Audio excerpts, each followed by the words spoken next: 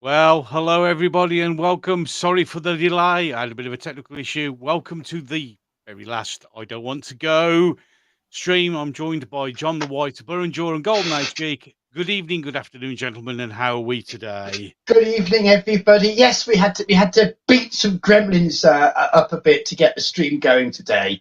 Just a bit. But fingers crossed, it's lashed together with sellotape. And I heard the unions won't turn the lights off till 8:10. Yes, exactly. That'll be fine. How's everybody else doing? Burrenjaw, Good. Oh no, Yeah, sorry. Quiet, very quiet. No, sorry. I was just I was wondering if it was my turn. No, yeah, really, really good this week. I got another episode of my sequel series done, and actually I've got two little add-on bits to my sequel one because I'm just going to do two stories. But I decided I was touching it up to add a wee bit. There's kind of like a prologue to the start that'll explain about this universe, and then there's a bit at the end because one of them's an adaptation of Scratchman. So, yeah. the epilogue bit at the end will just You're explain. brewing in your creative juices, basically. Yeah. Certainly Well, is. I love that when it starts to ferment.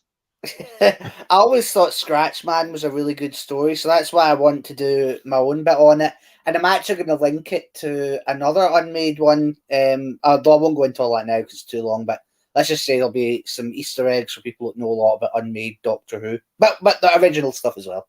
Robbie, I could foresee a time when you're going to have to get Burrenjaw on for his own live stream so he can tell everybody properly that he's now got this stuff ready for everyone to look at. And then when that day comes, we'll signpost this like crazy because I want to see what you come up with. Yeah. I know what it's like creatively because, a bird in the hand is definitely worth, well, a large number in the bush, basically. So it's when you've got it ready. So, it's like, I want to go, yay, promote what Burrenjaw's doing, but I want you to have something to show first. So it's that midpoint, isn't it? Where things are coming into being. It's very exciting. I'm kind of envious, but also totally proud. You go. Thanks, guys. Thanks. That means a lot. Yeah, awesome, mate. Absolutely awesome. And how are you? What about you, Golden Age Geek? Have you been a similar hive activity? Well, not as exciting as Burrenjaw, but no, I'm splendid. Excellent. You are indeed, sir. That is a consistent factor. You remain splendid. I think that's a perfect description. You are a splendid YouTuber. Yes, absolutely. Absolutely. I don't think he quite knows how to take that copy. Oh, he might take it the right way, hopefully. Well, I'm sure he will, yeah. I mean, yes. Don't compliment me, John. It's embarrassing. Yes. I have been checking out quite a number of your vids, by the way. And I notice you tend to keep them to around the 5-6 minutes mark. They're doing all right, aren't they? You're making progress. Yeah. Every day, just grinding out. Have you had any more invites onto those big boy pants panels yet? I'm doing one tomorrow with the movie Cynic. Wow, that's you have to make some people shine the light under their own bushels, Goppy. Yes, we do. What, when, what, where, what, wow, how? We need to be there. Yes. Tomorrow sometime. I forget the exact time. It's sometime tomorrow. I think it's around 7. We'll be discussing the Batman film with Robert Pattinson. Oh, yes. Interesting. I'll be there. Just saying, my name will be. I use my real name just in case you don't recognize me. It'll be Joe Wilson, so you'll see me there. Awesome, and I'll endeavour to be there as well. I watched the entire 20 minutes of that film, got bored, and turned it off. Yeah, I'm sorry, but I did. It's my least favorite. It's my least favorite Batman movie. I mean, obviously the worst is George Clooney, but I think the Robert Pattinson one is boring. It's not obvious. It's not obvious at all that the worst is George Clooney. Well, George Clooney's got his fan club, He's entertaining with Arnie. Stay cool, bird boy. Yes, stay cool. So that's please. The thing about Batman and Robin, though, it does have the benefit of being absolutely batshit crazy. Yeah. I mean, it's yeah. I can see what he there. So, well, you're talking about the Batman movie. You were saying. Yeah, so that one, and I got a weird, an unexpected request on Twitter yesterday. Yellow Flash, I don't know if you know who that is. Yeah, Yeah, yeah. I do. Yeah, Yeah. he just got in there and was like, "Hey, we'll have to work something out." So perhaps Great. something we Oh, Spot on. Just what we need. Yes. yes, yes. More of yes, that kind of thing, please. Yes, absolutely, absolutely, brilliant. Mixing with the big boys. Well, to start us off tonight, I want to spend a few minutes to acknowledge what this is the end of. Yeah. And yes, it is the end because frankly, we all need a break. We need at least a month, Yeah, before we recharge the make batteries. any new commitments. But I see Archie Colin, you've done the Doctors. How about streams on the Companion? I mean, I Ooh. thought to myself reading that, well, we've done the Doctors individually, but we Yeah. haven't done the Doctors in comparison. That could be one. So I think there's scope for maybe a couple of specials to pop up nearer to the 60th. Mm. Because I think they are both, they're not bad ideas. We should do one, shouldn't we? But I am not signing up for another one next week, gentlemen. No. No. Fair enough. It's August, it's the summer, and it's footloose and fancy free time. Allegedly, it's the summer. Well, no, allegedly, it might get hotter.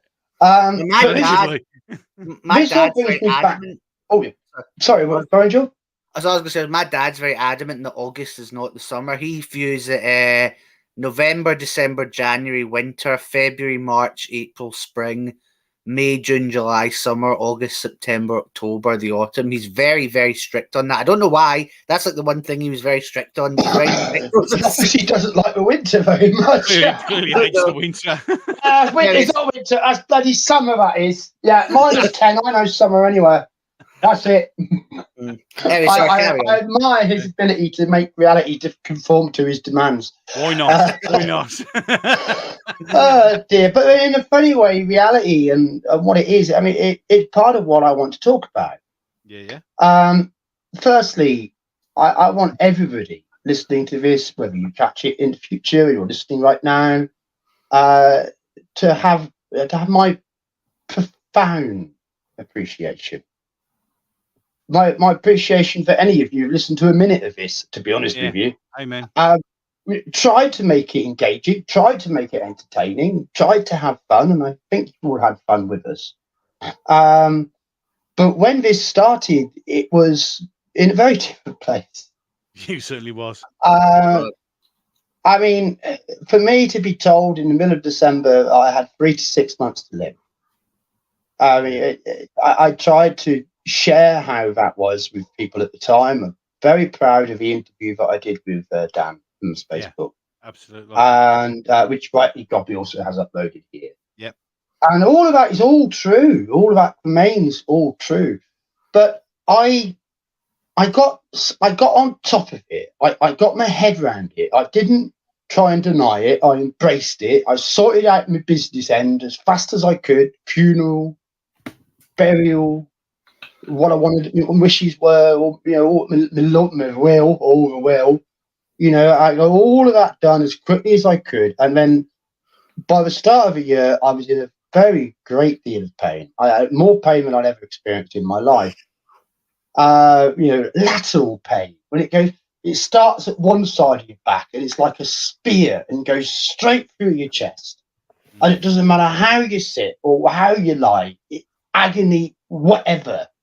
There is no escape position.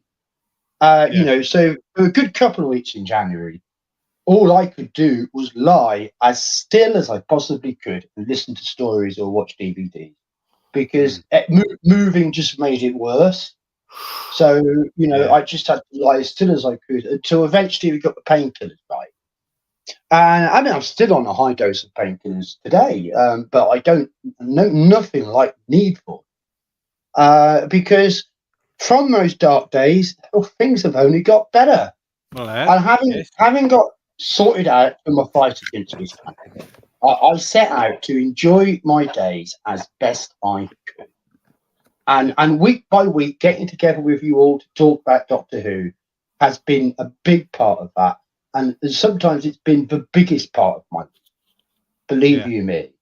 And it means so much that I've just been able to share that with you all, because it's done so much for me. It kept me going. And, sometimes, especially some of the earlier shows, I was not letting you lot know just how much that was costing me, but I did it with great pleasure, because it's a privilege and an honor to share all these thoughts and perspectives on Doctor Who. And then, as other people have joined us, we've got Bojo, Golden Age Geek, who've been with us all through the last leg of this. But we've had Wistaria, Jack, of course, Lee turned up.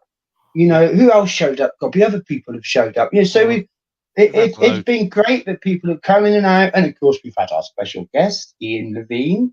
Yep. And Philip Morris. Yep. It proved to be a little bit more complicated than we thought. Yeah, that's an understatement. Yeah. Are you saying difficult?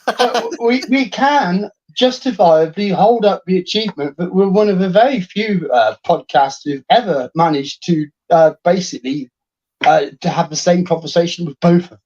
Yes. And I hope that the information we wrung out of them both, and we did our best. Yep. And we did our best. Was helpful to people, and I think that it was. And of course, since then, there are mutterings and rumours that we're going to get something turn up. At the very least, there's talk of a colorized unearthly child. So, there's something going to be announced mid-October, probably, like it was with Web of Fear and Enemy of the World. So there's something coming for us classic fans to look forward to before this year is out. And that's a good thing. Yeah. So we did all of that. And, we've just kept talking, and we've talked about everything we want to talk about, apart from companions and favour doctors to each other, apparently. But no, we can't fit it all in. But we will be back.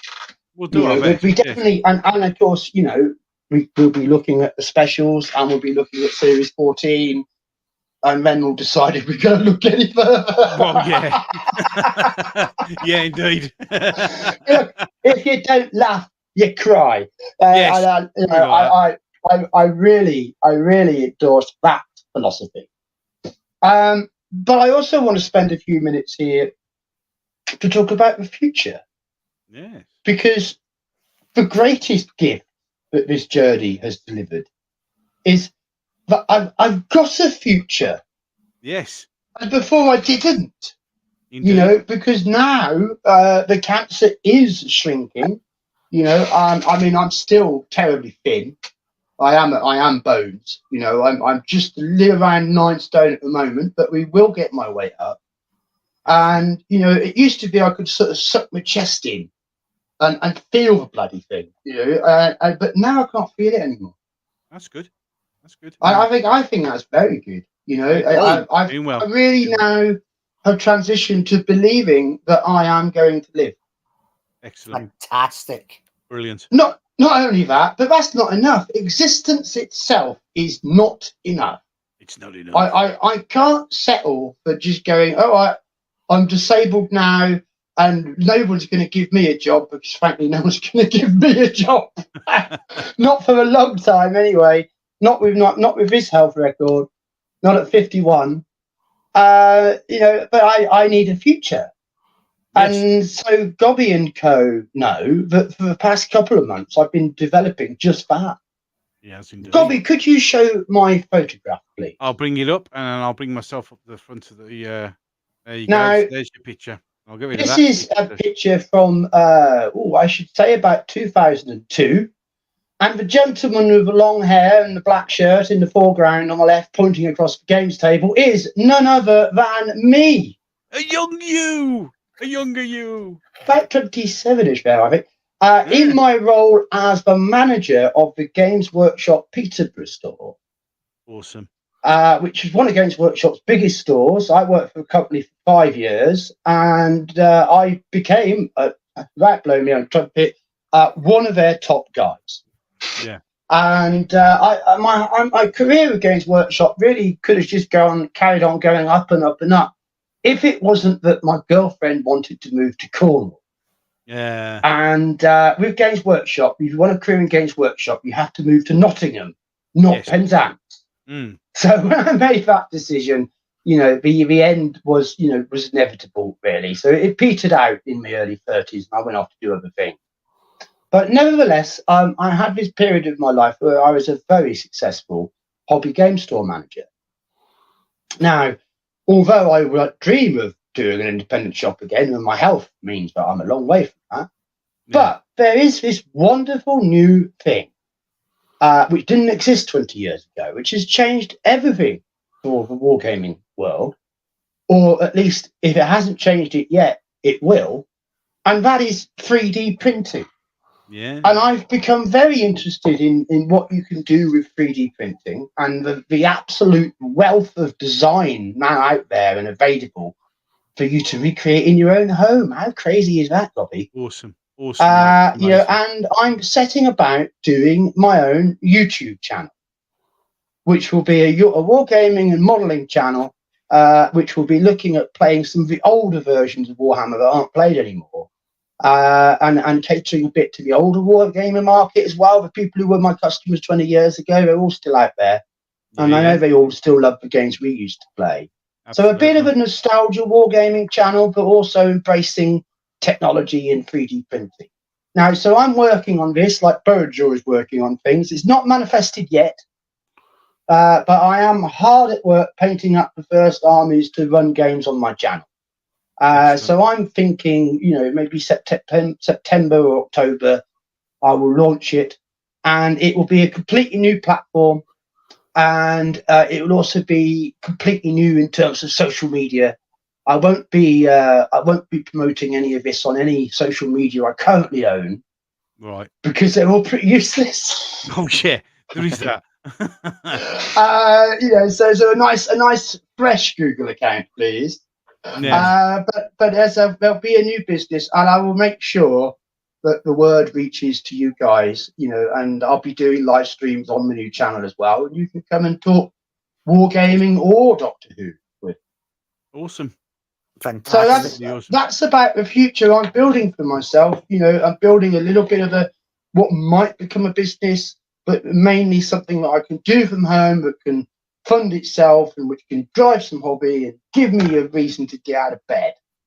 Amen. So that's where I've reached, and doing these streams has been part of the process, which has got me from where I were to where I am, and will get me to where I will be.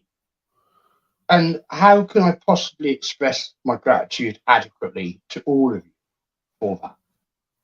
Mm. So that is my opening thoughts. We better talk about some Doctor Who.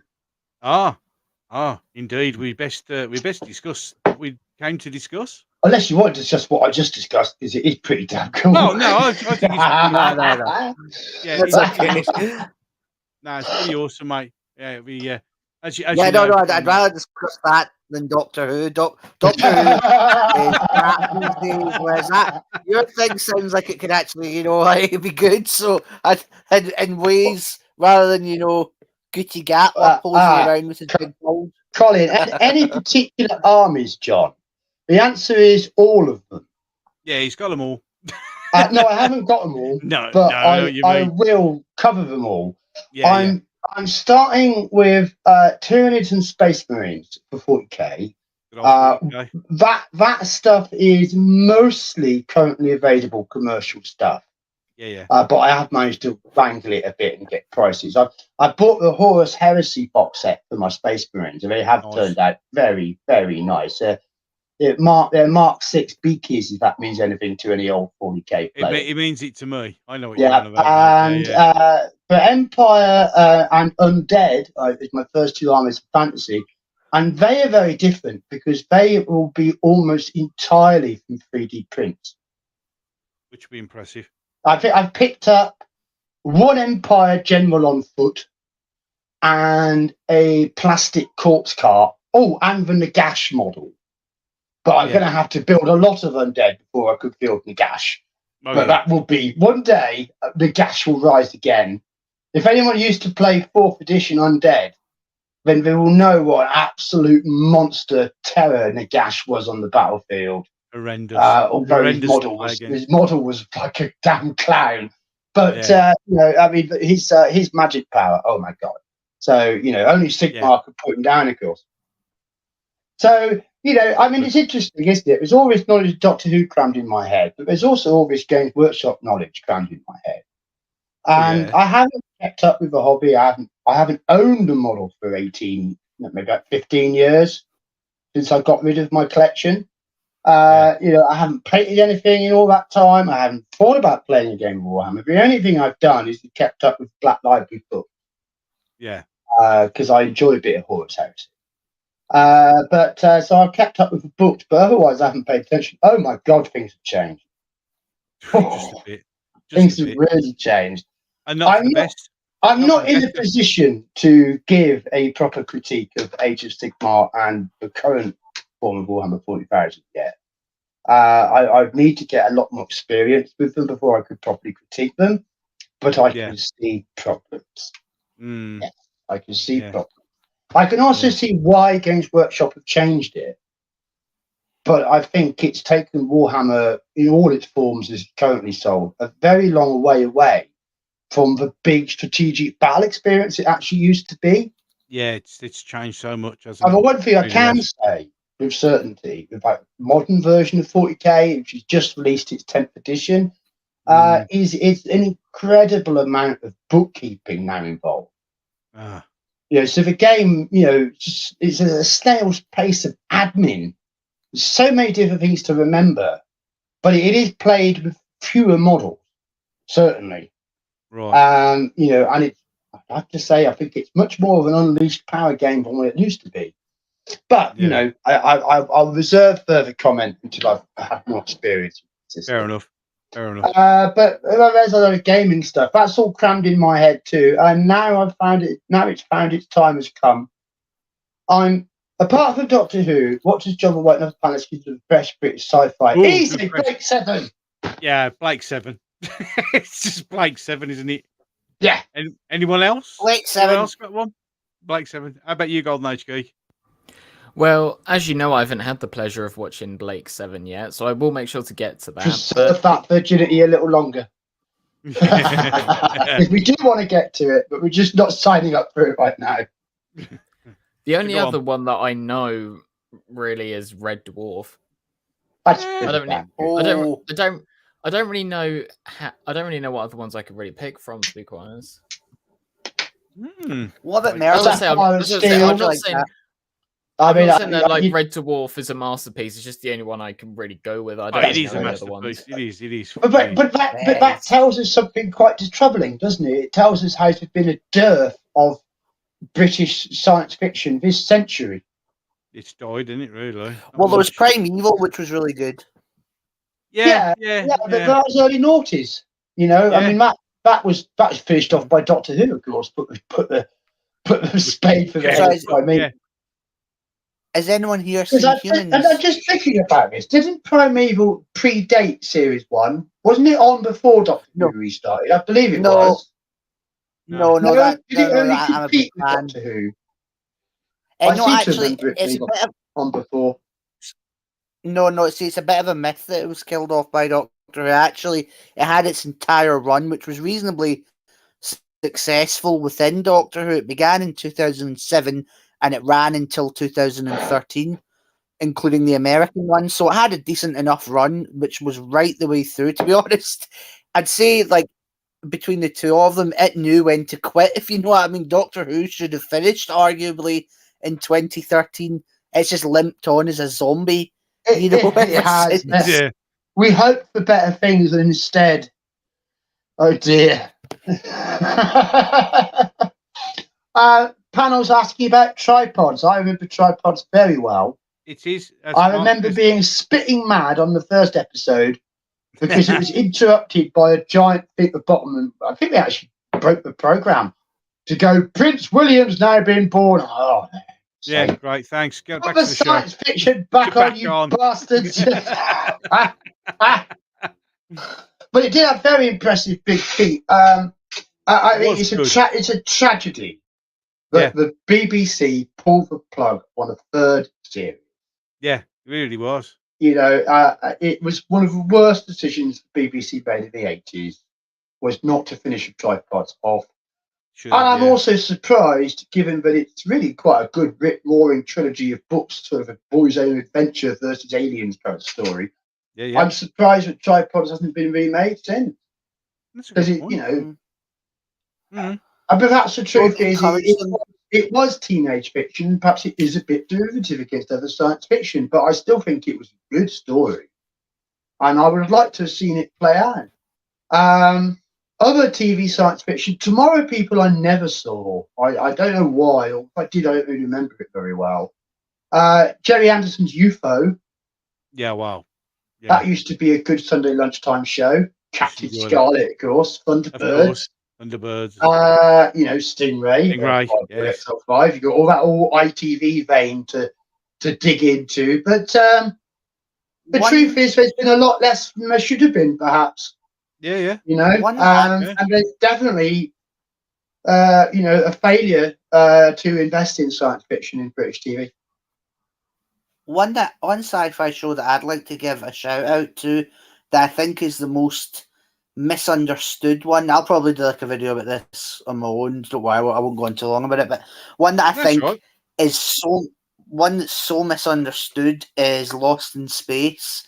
Everybody always goes on about how Lost in Space was only good in its first series when it was a serious sci-fi show. But I think the opposite. I think, see, the last 2 seasons of Lost in Space, in those 2 series, it became a kind of weird mix of sci-fi, fantasy, and comedy. And honestly, I think it was decades ahead of its time in those last 2 series, because when you watch it back, series 2 and 3 of Lost in Space really are the precursor to Red Dwarf and Futurama. Both of those shows, by the creators' own admissions, borrowed hugely from the later series of Red Dwarf.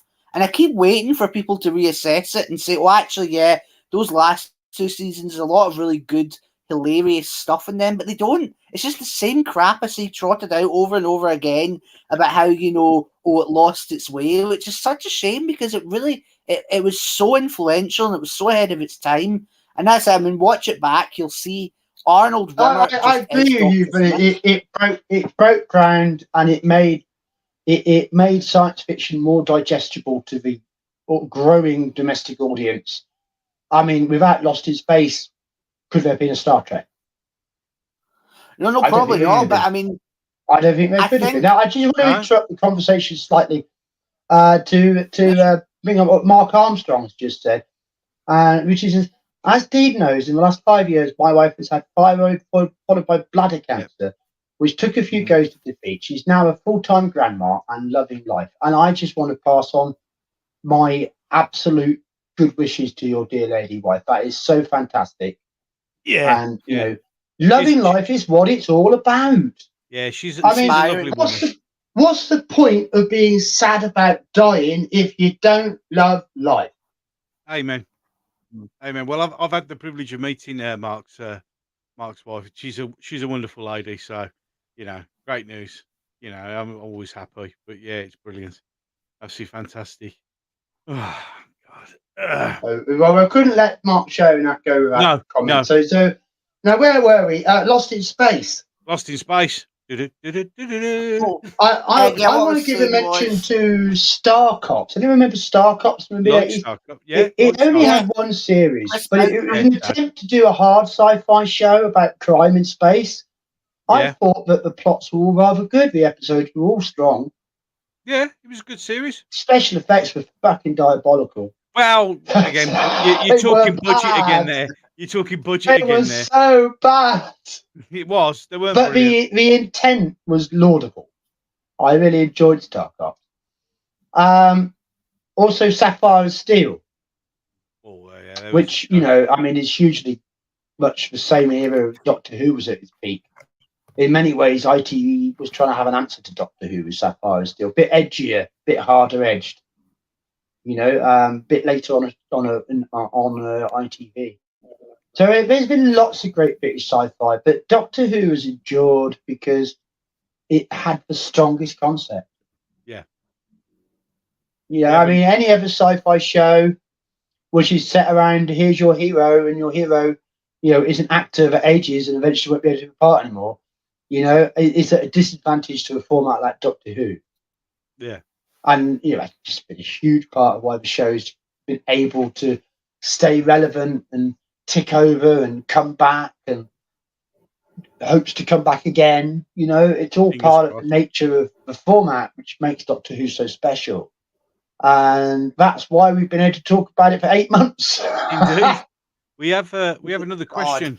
Unbelievable. I mean, We have another question. Did it Right. take Star Wars' success to revitalise sci-fi on TV, and why were the BBC so slow to pick up the I genre could up? answer Yes. both questions. The Go for first it. answer is yes, Yeah, it and didn't the half. second question is money. Yes. Yeah, pretty much. Because the stuff which tried to actually push the envelope and try and deliver Star Wars type experience, Buck Rogers, Battlestar Galactica, American shows. Yeah. It was American shows that were trying to match, which were more willing to spend to try to match what was on the movie screens. The BBC was prepared to spend sweet, Fanny Adams. Yep. In fact, I mean, they're more likely to cut a budget.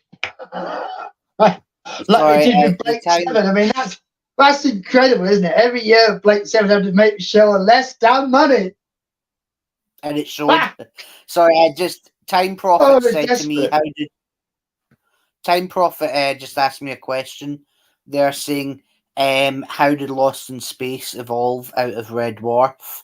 I don't know if either I misspoke or he misheard it, but I didn't say that. I said the opposite. I said Red Dwarf and Futurama evolved out of Lost in Space.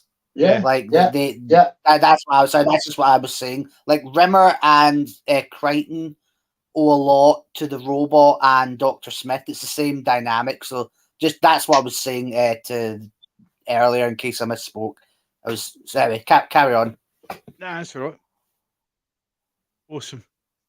You've had a reply, John. Like cancer is no longer the end. Us old, you still have that. I'm not sure. Old, I think that's supposed to be old mindset, which is hard to overcome. Look, well, you can't let things defeat you. Nope. I mean, I know that. When I think about, I'm going to speak on this a minute longer if you don't mind. Carry on. I remember. I remember right about New Year, and I was in desperate trouble with radial pain.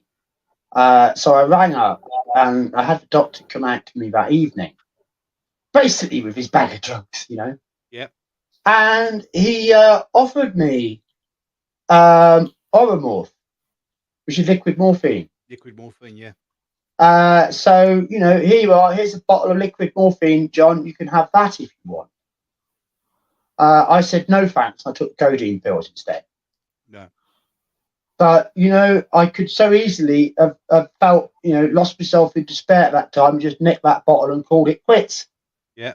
Because if I didn't believe I had anything else to live for, and I believed I was done for, and I believed there was nothing to fight for, why wouldn't I?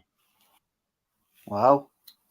I suppose that's a bit heavy, but what I'm trying to say is, don't give up on life. Nope. Never give up on life, because life is always worth reaching for, and no matter how much life takes from you, if you know how to look, life always has more to give. Yep, absolutely.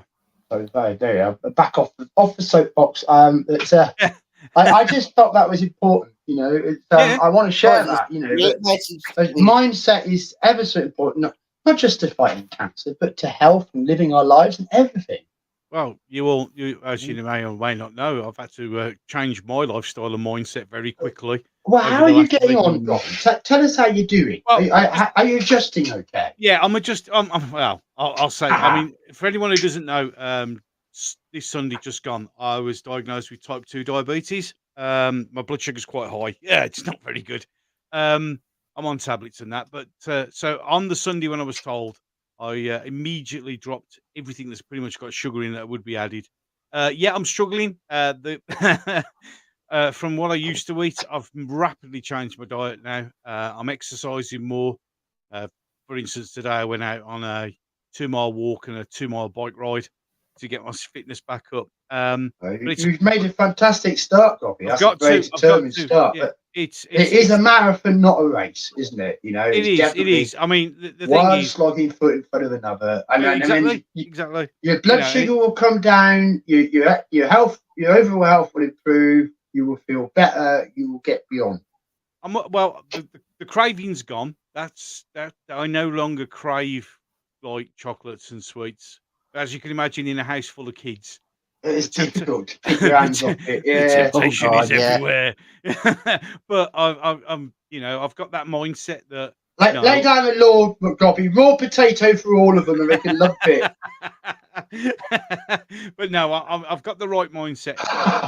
I need not only to do this for me, obviously, because it's my health, but I've also got, epic. Have you seen what the Time Prophet just said? What, this one? I must admit, Robbie Guy's looking sexy always. Well, you have slimmed down quite nicely wearing that suit there, Robbie. I don't think I've gone. Hold on. Let's just let me just sort myself out, and I'll put my camera on. I don't think I've lost that much weight. Hold on a second. Let me just get me Well, it's good enough for Time Prophet. There you go. Yeah. There you go. Yeah, it's a bit dark because I haven't got the lights on. There you go. Look, I haven't lost that much. I mean, it's only been a week. Give me a chance. Giving up chocolate is tough. It is. I had an advantage in kicking the chocolate habit because I found it too bitter on my stomach. I haven't been able to drink coffee either. Just too bitter. So that cocoa put me off. So you're all right there. Well, I've got away with that one. Now, I've stopped drinking. We really must try and turn our thoughts back to Doctor Who. Let's get back to what we're supposed to be talking about. Well, supposed to. Right, it's the last one. School's out forever. Yes. Well, for 6 months. Was it Rick says now? No more English, no more French, no more bloody anything at all. But we do have some things that we want you all to think about, on which we are going to discuss. The first is your favourite Doctor Who cliffhanger. Oh, this will be interesting. The second is your favourite, well, not to say your favourite, but the Doctor Who villain monster stroke thing you think deserves to come back for a second go, or for another go. Now, they might already have returned, but you might think they need another go because there's a better episode in them, or they might never have come back. But I want to know your favourite Doctor Who villain who deserves to set another chance. Ooh. And then lastly, this one's very much for Blue Sky. It's really for the panel, but if any of you got an answer for it, I'm interested. The Doctor Who story you want to see but never have. Ooh. So I want you to can we also talk about? Yeah. Carry on. So can we also talk? Just who our favourite Doctor is? Because I don't actually know. Well, apart from we'll bang that on as well for the panel to actually talk about who their favourite Doctor is. I think we kind of got an idea for two of us at least, yeah. But I don't know why not. I don't know. We'll bang that on too. Either you guys are Gobby and John. I don't know who either of your favourite Doctors are. I know Golden Age Geek because we talked about it on Twitter. But so yeah, that'll be quite cool to talk about. Well, I'll play coy at the moment before discussing that. We'll come to that. I shan't reveal who my favourite Doctor is right now. So if anyone doesn't know already, you'll have to wait a little longer. Well, don't we all? Yes. Yeah, you're not alone on that one, Time Prophet. I want to know where your time machine and video recorder have got to, so we can all share in them. Yeah. Right. Only. So let's turn our thoughts to favourite cliffhanger. Anybody want to have a stab at this first, or shall I set us up? Anyone want to have a shot first? I'm happy to go. Go on then. George, talk to us about your favourite Doctor Who cliffhanger.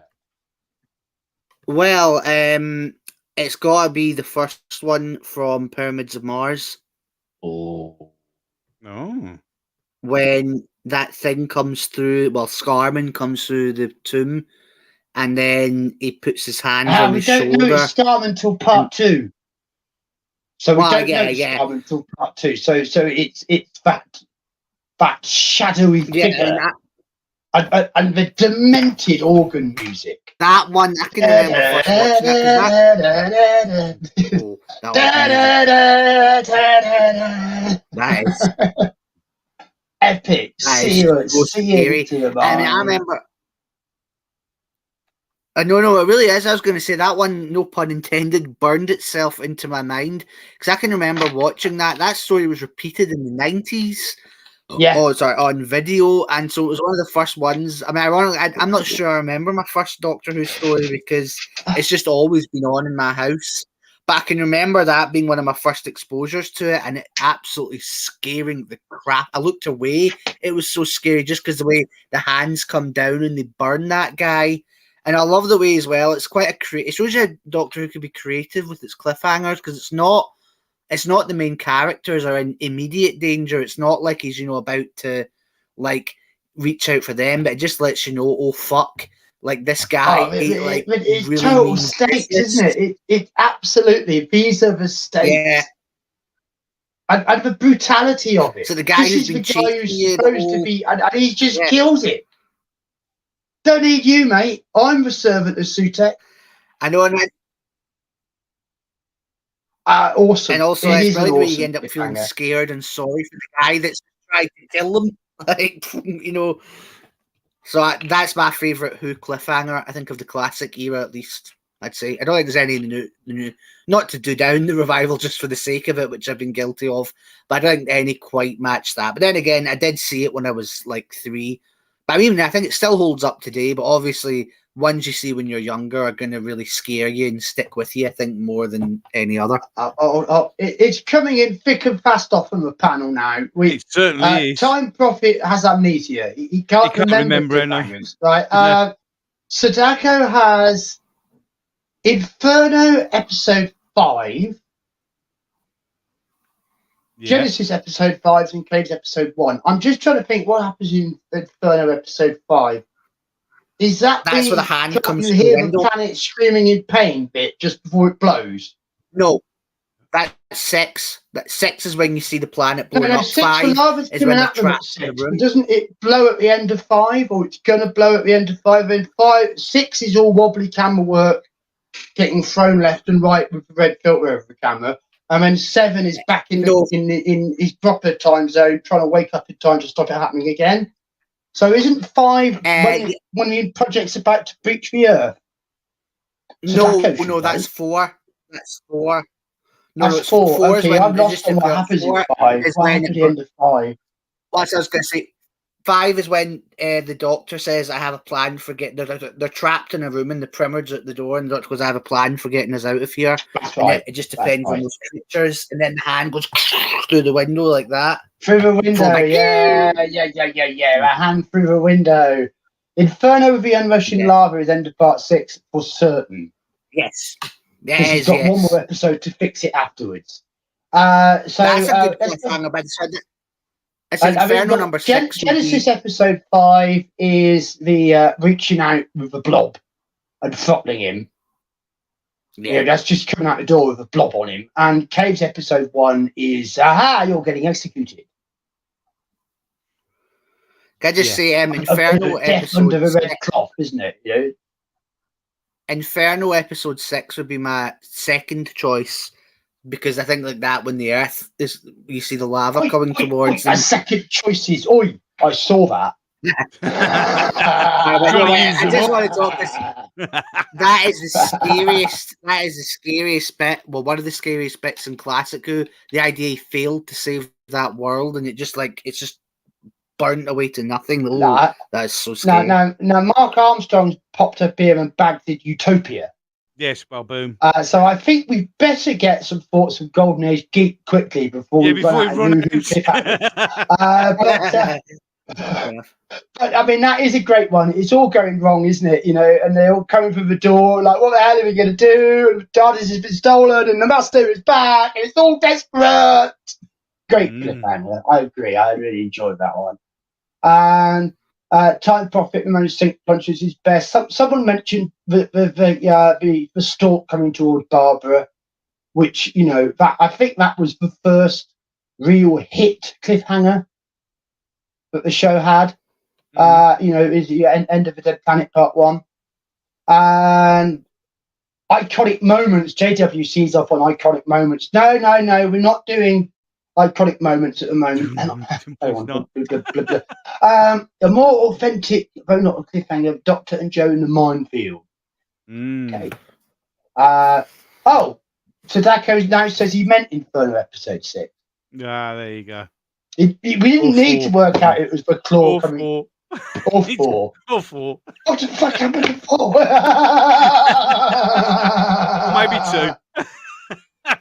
Oh dear, that previous spot should have referenced the Sea Devils. Yes, I think I got that. I really left with Stuart Candy Jar books just now. Okay, I don't know what they are, but fine. Yeah. Awesome. Yes, Golden Age Geek. Do you have a cliffhanger for? Yeah, so I'm not going to pick one from the classic era, and I know some people may give me a little bit of pushback for this, but I think because when I started watching Classic Who, many years ago, and I decided to get all the DVDs and I'd been through all of them, I kind of feel that the cliffhangers kind of came off as redundant to me because most of them were. Of course they are. They don't have power because there's no way that seeing a cliffhanger now, 40 years later, on a DVD.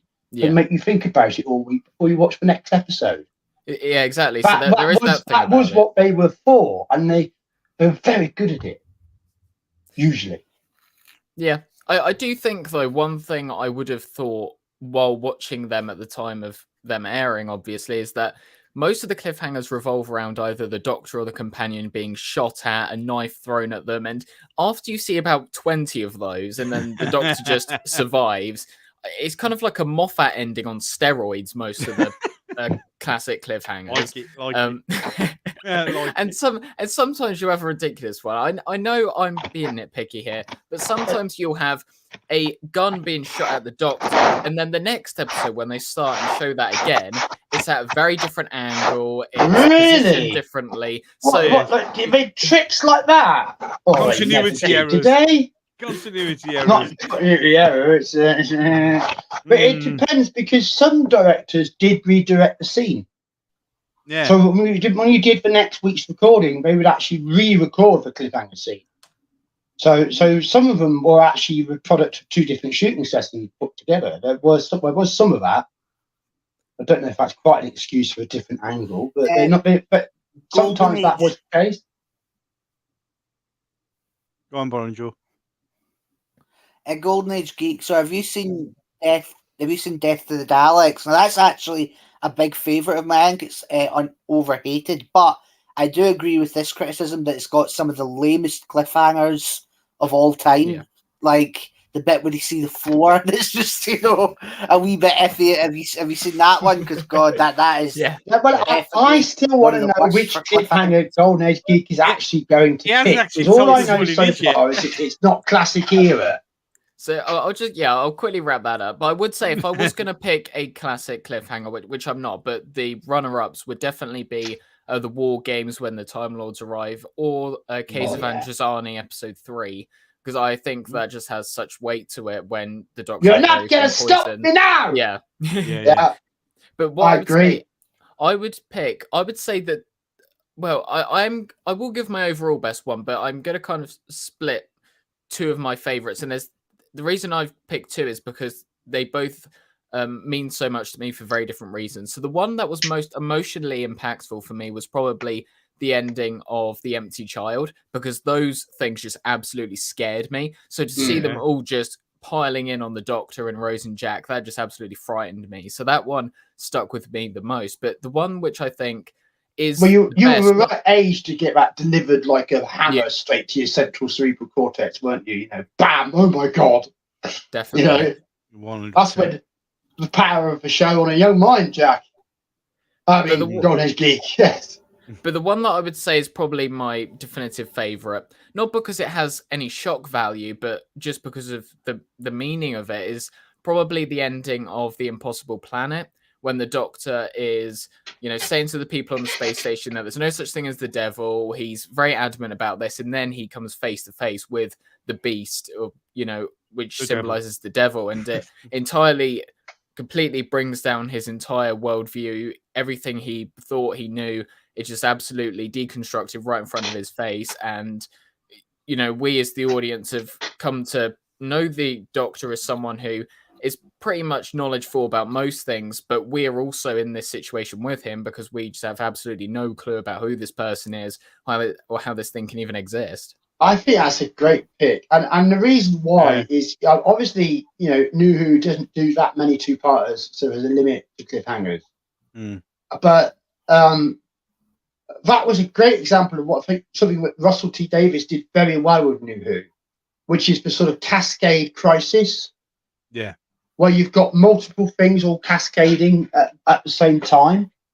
Because with that cliffhanger, you've got the Doctor finding out that there's, you know, his body. Does he find the Beast at the cliffhanger end of part 1, or is that during part 2? Because it's the pit, isn't it? Opens up more than he doesn't see the Beast till later. So the actual cliffhanger is the pit opening up, and everyone, and it's shaking down there and on the surface of the planet. While you've got at the base, you've got everything's suddenly falling into a black hole, and then you've also got the bolts on the door, haven't you, getting blown away? There's the going crazy as well. Yeah, I think that's something to do with it. So I think the Doctor does become aware of the Beast because the Ood become possessed and the eyes turn red, and he hears them speaking about, I've had many names, Lucifer, Satan, the Beast, and then... So he's talking about what's down there, but you're left to imagine it till next week. I think that's what's so effective about that. It's just this big black hole. And you know what I've said about black holes in Doctor Who? I'm always quite fascinated by them. So, you know, a good infinite blackness pit. I always like a good infinite blackness pit. Great cliffhanger. I, for what it's worth, mine isn't going to be New Who. But I would say if I was going to pick New Who, it would be the end of Bad Wolf, with the Dalek Armada cascading out to attack the station. I'll be honest. You know, I saw that, and as a fan, I was incredibly, terribly happy. I actually turned around and said to the girlfriend, "At last, they've done the bloody Daleks right." Yeah, that's fair enough. Personally, I'm not so keen. I'll be honest. Praising that. I'm not so keen on that cliffhanger, only because the Daleks are cool in it. I'm not that keen on Christopher Eccleston's macho shit of I'm gonna wipe every stinking Dalek out of the sky. To me, that's a bit undoctorish to be so macho that way, and it's a trend I don't like. It all started, to be fair, with the novelization of Remembrance, where they have the Daleks call the Doctor the oncoming storm and all that shit. I don't like that. Personally, I think that's a bad take on the relationship. Yeah, fair enough. Well, you know, I can understand a bit twitchy around the Doctor, you know. Yeah, just a bit. They've kind of mythologised them a bit. It's a bit like the Orcs and Commissar Yarrick at the Battle of Armageddon. Yeah, just a bit. Yeah. I just don't think the Daleks... combat trauma. They bigged him up a bit in their own minds. I don't think the Daleks would do that. I think they'd just they'd hate him definitely, but they wouldn't necessarily acknowledge the oncoming speech. Ouch! Ow! The Doctor does not defeat thousands of Daleks too easily. Rose Tyler defeats thousands of Daleks. Yeah, Rose did. With the click of a finger, and then the Doctor has to snog her to make her better. Yeah, basically. I think you need a doctor. Yeah, great line. The only heroic thing he did in that entire fucking story was kiss his 18-year-old blonde companion. That was it. That was the only heroic thing the Ninth Doctor did in his final story. That's how much they undermined him.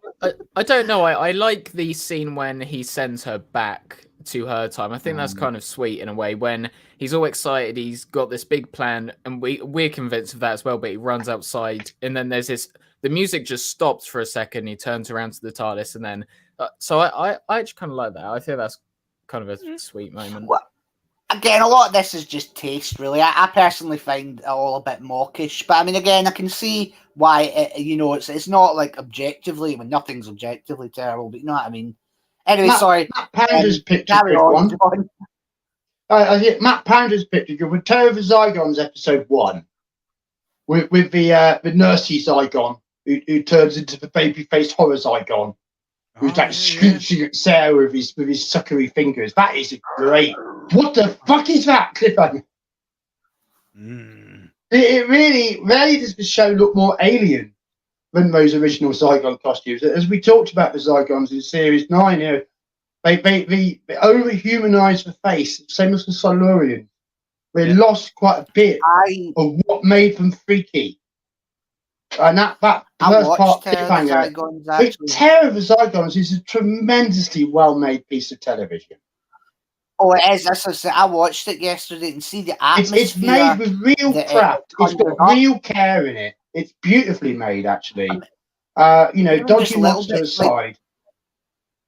Even the little bits, like when that guy's talking about the things on the moors and the fog, there's just such atmosphere. Yeah, so epically evoked. Wonderful writing. Was it Robert Louis Stevenson who wrote it? No, Robert Banks Stewart. Robert Banks Stewart. He did James Bond films and stuff, didn't he? He was a big writer. Yeah. A great coup to have him on the show. Anywho, I think we've kind of run out of panels cliffhangers. They seem to have slowed up. Dobby, would you like to do yours? Oh God, there's so many. Well, John, did you not tell us what your one was? Oh, he's gonna wait. I haven't yet. I'm giving Dobby the chance to do his first. He's gonna wait. That's okay. Sorry about that. Carry on. No, it's fine. I can go now. I don't mind. I'm not holding off. No. I'm just trying to be friendly to the panel and not hog the entire show. Well, I'll try not to. You know. For new Who, I'm going to pick one. See, I'm getting told off again. Look, back to Burn Guy. Yes. Have your speech. I don't have anything to say. There you go. I don't have anything. Every time that happens, that is what you stop speaking because you've actually said what you want to say.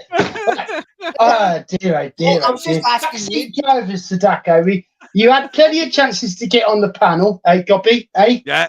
Yeah. It's okay. I was only asking you, John, what your favourite was there when you said you weren't going to say, so it's fine, Gobby. Yeah, carry on. The cliffhanger of waiting for John's pick. Oh, look, we're successfully building tension. No one can say this isn't entertaining.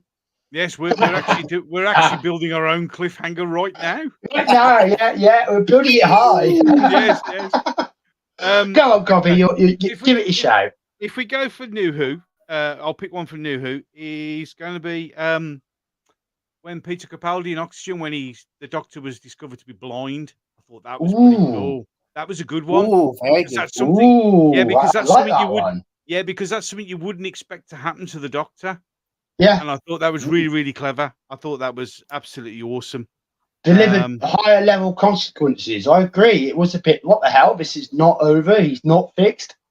Someone hasn't pushed the reset button for once. Exactly. And then, of course, if we go classic, the actual, probably the very, very, very, very first cliffhanger, which may go over, was when the Doctor actually first regenerated. Perfect. Yeah, because no one's expecting what's going to happen next week. Exactly. No one knew. That was the best one ever. I think when you regenerated, no one knew. I mean, this was back in the day when we didn't have social media, we didn't have discussion groups. It was just a new TV show. Yeah, you had to get round with the lads with a cup of tea at work afterwards. Did anyone watch that Doctor Who? Exactly. So for classic, I would say my favourite cliffhanger was the very first regeneration. I think that's a wonderful pick. Because that's probably one of the story's most important episodes, one of the series' most important episodes ever. Yeah, and that's probably the most shocking bit. Yeah, in all of Doctor Who after they first enter the TARDIS, like those two moments are, really where the audience thinks, "Fuck, what's going on in this show?" So that is a great choice. Yeah, it just because it was something that had never been done before, ever. And it was I just thought it was absolutely, for the time it was done, I thought it was just absolutely stunning. Absolutely stunning. So there you go. No. Is there no love for the literal cliffhanger of Dragonfire? Technically. I mean, no. that wasn't really? Not really. It wasn't exactly what I call a great cliffhanger. It was more of a sort of retarded cliffhanger. What is he doing? Why? Okay, fine. See you tomorrow. Yeah. Oh, it was actually next week then, wasn't it? It was back to once a week. So we're Series back to 26. once a week then. So yeah, it was very next we week. actually had to wait a week for that one to be resolved. My. Oh, well, I suppose we'll have to go for it now, Goppy. Yeah, you're gonna have to now. We're all done. Right. You'll go. Okay, my pick of greatest Doctor Who cliffhanger is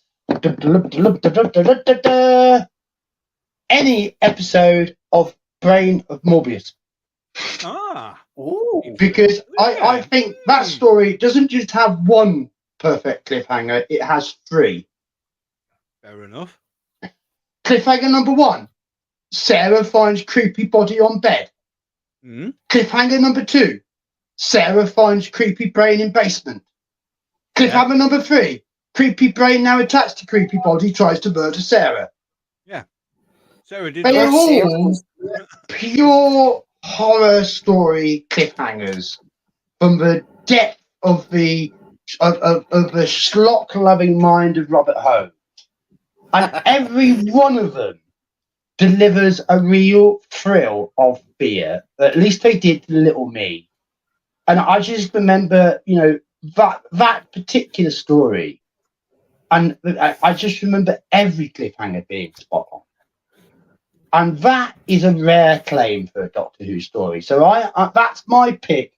But of all the Brain of Morbius cliffhangers, I would pick part 3 with the now waking up brain-attached Morbius reaching out with its claw to clasp Sarah from behind around the neck while she's finding out that her sight is slowly returning. You can just start to see again. And, it's epic. It's behind you!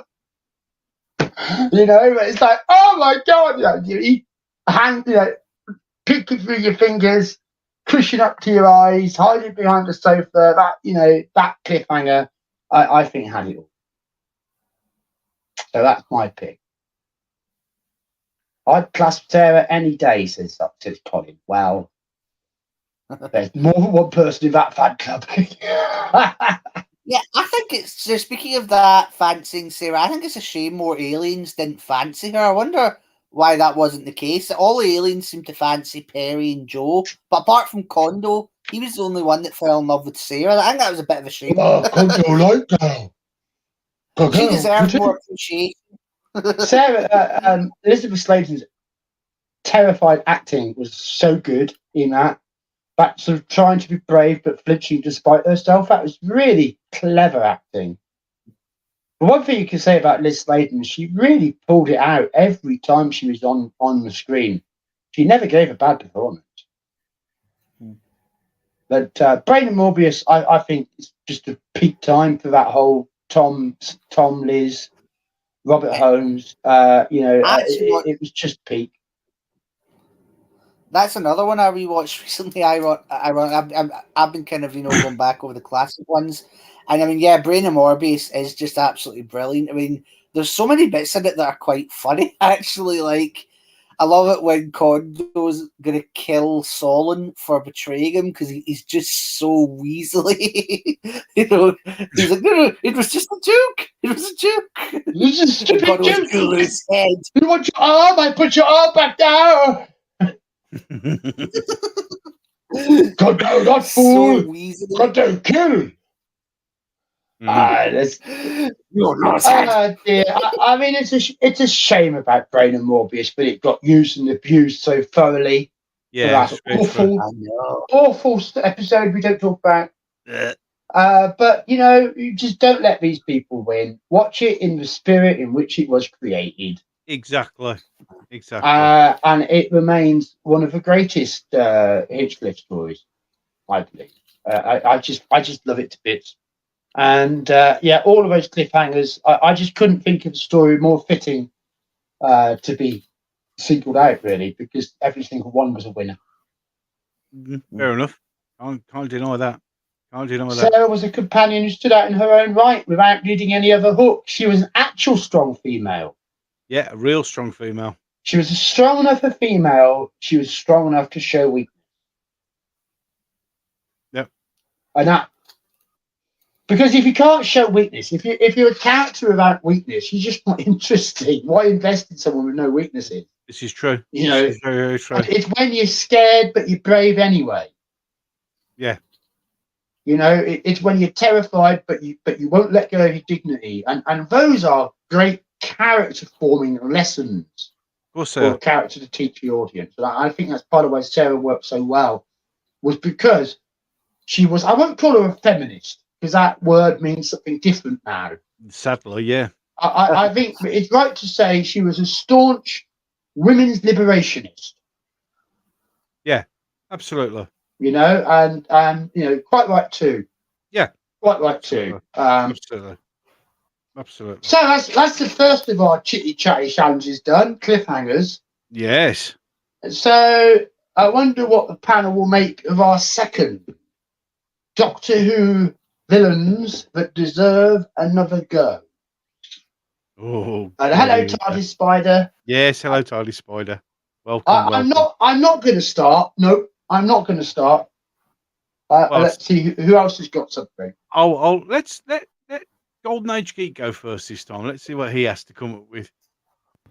So my villain, I would say, is not from the primary Doctor Who show, but it's still part of the Whoniverse. I would say the Trickster from the Sarah Jane Adventures. I think that's such a cool villain because, again, it's not one that can just be fought. It's not one that could be fought head on, as in, you know, using attacks. It's something that it's a villain that's very hard to defeat because it takes advantage of things that could have been, you know, what if, and you have to sort of come to terms with a loss or, you know, someone who may have died or a situation that went differently, and you kind of have to get rid of your dream in a way. I mean, in the Sarah Jane Adventures, we see Sarah Jane's friend come back to life at the cost of Sarah Jane dying herself. So then you kind of have the battle of one person accepting I shouldn't be here, the other person. It's a very weird sort of villain because, again, it creates emotionally impacting stories because, you know, as I keep saying, it's a very different dynamic of villain because it's not one that has a big army that you have to fight, anything like that. It's a villain that internalizes the story in many ways because there's a lot you can explore with that, and you know, perhaps with that villain we can have a retconning of the Timeless Children. There's a way you can do it with that villain, so maybe that's a reason to bring it back as well. Good idea. But I just think it's so cool. You could have this villain taking advantage of a companion, maybe one in the new series, and perhaps they had a childhood friend that died and then they get brought back, but it causes some issues with the universe. So we have a story where the Doctor has to try and help them come to terms with that loss and have to, you know, give up whoever it may be. As I say, it could be a friend, a family member. So I think there's just something really different you can do with that villain. But it's got the power to deliver consequences, but you just can't escape, doesn't it? Yeah, and again, it is a brief line in Turn Left, but it's actually said in the episode Turn Left, which is regarded as one of the best New Who stories, that the Trickster, well, one of the agents of the Trickster was responsible for the bug that was on Donna's back. So people can already get a glimpse at what kind of story can be provided. Right. From that's that. right. The Doctor said in Turn Left, it looks like some sort of creature of the Trickster, doesn't he? It's a reference. Yeah. Well, I remember one anyway. Then the TARDIS goes all bad wolf, bad wolf, bad wolf, and everything goes a bit hectic. Anyway, I think that's a great choice. I think the Trickster's a really interesting character. I've lost my mic again. Oh dear. I don't know if anyone can actually hear me. I can hear you. I can hear you. Barrenjour can hear me. I seem to be talking. Gob is muted. Are you all right there, Golden Age Geek? Can you speak? Yep. Yes. All right. So okay. So just sorry. My mic keeps cutting out. So just if you that's all right, Sobby. the stream's still going. You just got to carry on, and I'll. We got a slight ripple, but we're still going. Yeah, I'm still going, but just crack on. If I disappear and don't answer, that's why. I don't know what's up with it. There we go. Right then. Right, who are we on now? So I mean, but do you have any specific kind of story idea that you'd use Trickster in? Ooh. I mean, you could do so much. Do you have any ideas of what you'd want to do with him?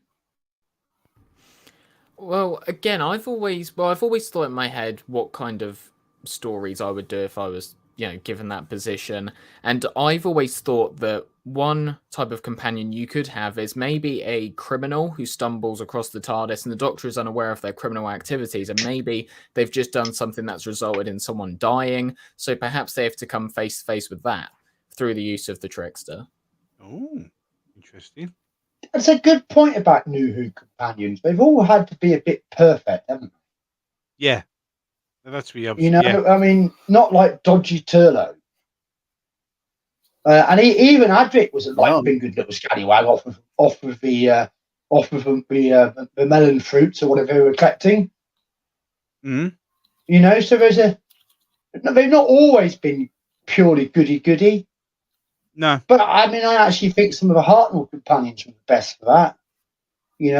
Stephen Taylor, I thought, had a good edge when he came into the show. And then of course, Brett Bynes, Sarah Kingdom throughout the Dalek Master Plan. Wonderfully played by Gene Marsh and Nicholas Courtney. Yeah. So, I think that'd be really interesting. Yes. Interesting. Very interesting. Well, who's next? Oh, we'll go Burrunjor. We want to have another go. Let's go Burrunjor while I continue to kick my mic around the room. Well,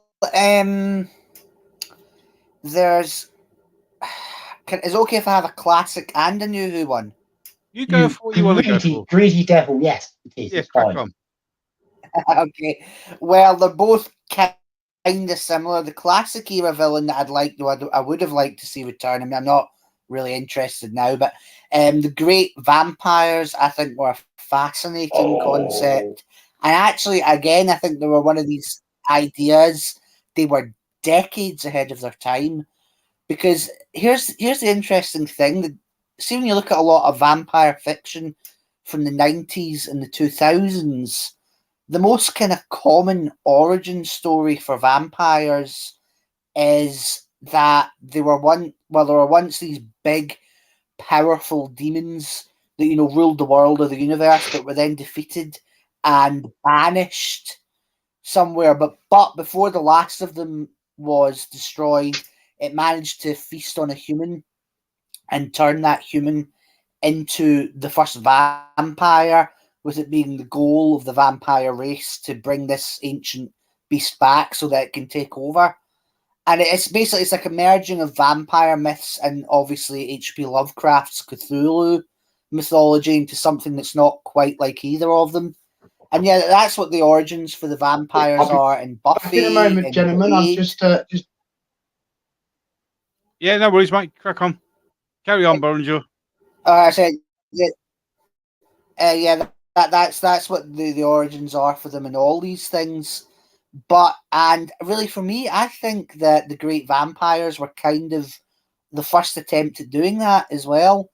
So yeah, I think they were decades ahead of their time. And also I think merging vampires with that kind of sci-fi environment, like where they take over alien planets, they use spaceships. That's a really new and interesting take on vampire fiction. Surprisingly, one that hasn't actually been utilized outside of Doctor Who that often.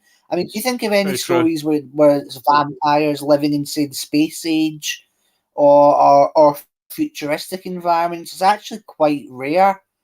And so, I think the Great Vampires was, and also then there's their link with the Time Lords. There's a lot that they could have explored with them in the show, and I'm amazed that they never actually brought them back and made them into major villains. But apart in the revival, I'd say probably that the villain that I think had the most potential. I guess you can kind of tell my tastes and interests here, but the Beast I think was a absolutely brilliant villain. I mean, it was genuinely terrifying. Obviously, it had Gabriel Wolf doing the voice, and the effects used for it were brilliant. And again, it was a really fascinating idea, merging old Judeo-Christian myths with ideas about the beginning of the universe, and showing, and also it kind of draws the parallel of, actually, for all we've advanced, we still don't have any idea what existed before the universe now than like 1,000 years ago. I mean, that's quite humbling and quite terrifying. And so, I think there was a lot. Yeah. There was a lot you could have done with the Beast in regards to that. I mean, personally, I think that we were robbed of, and I say this as someone who's like not a huge fan of the Russell T Davies era. I mean, I do like it, but it's not. I don't think it's quite the golden age everyone makes out it was. But I do think we were robbed of a full series in 2009. I would have liked to have seen a series that year with Michelle Ryan as the Doctor's companion and the Beast as the big bad. I think that would have been brilliant. And hell, they could have even adapted Scratchman as the 2-part season finale. That would have been a really, really good, unusual story for the revival. I think could have helped it stand out a wee bit more from even the original series in that respect. So I think the Beast, I really don't know why, because apparently someone said when you look at a lot of Russell T Davies era stories, you can see that after the Beast is in it, you can see the number 666 popping up a lot, which led a lot of fan theories to think, oh, the Beast is going to be the bad guy. And then in the end of time, there's a church where some woman talks about how the Doctor fought a demon centuries ago. And you think, like, were they intending to have the Beast? I mean, a part of me does wonder, was there a 5th series that was scrapped for some reason that would have had the Beast as the main antagonist? Because there's also story arcs that was left unfinished about the Beast having demon children buried all over the universe. So, who knows? There was certainly all that to exploit, and it would have been good as well to have had a new Who villain be the main threat rather than just always classic era ones, but for some reason they just never did it, which was a real shame. Yeah, I see that. Yeah, I like that. Oh, that's awesome. Matthew Pounder said the Yeti deserved another go. Why not? Yeah. Oh, absolutely.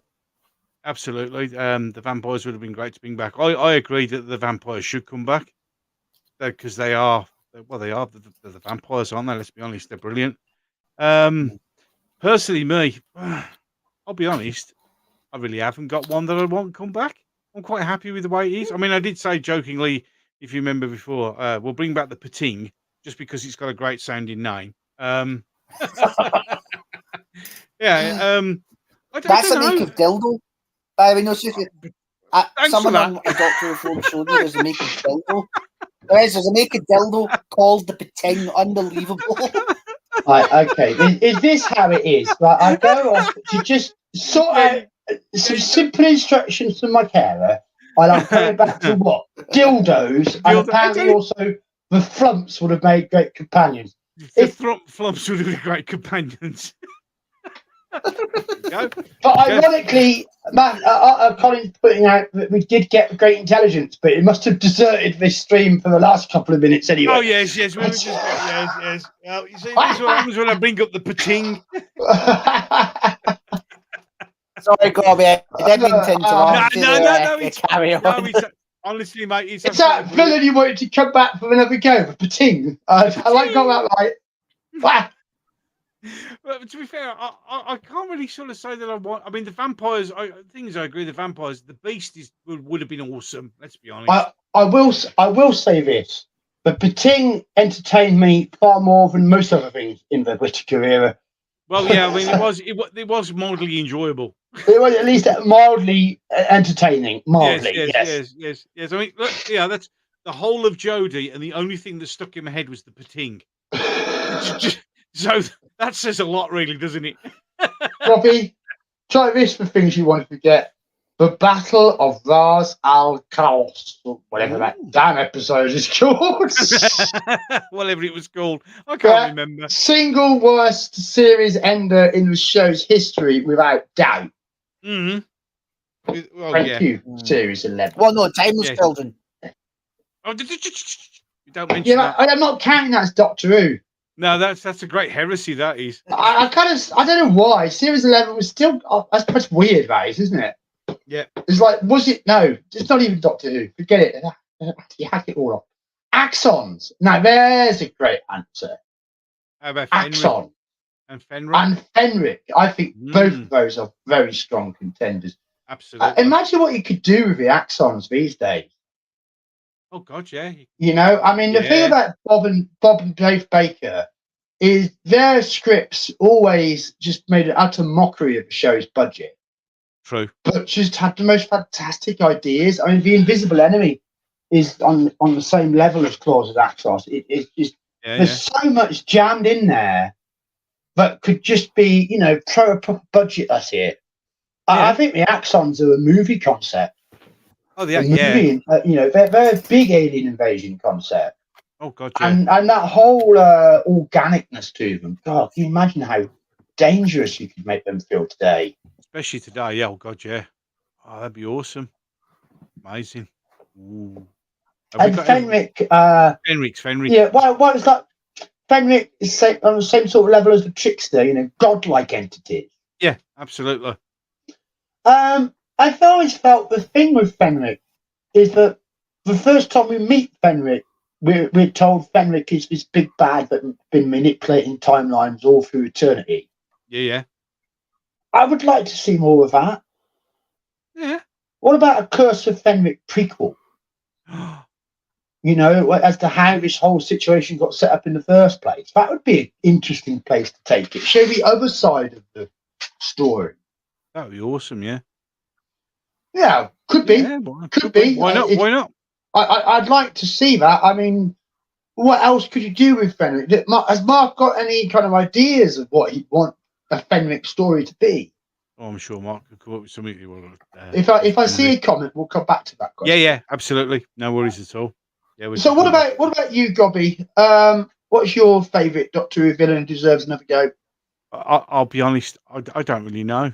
There's so many. That's a good, honest answer. There is so many. I mean, we've covered it like the vampires, the beat.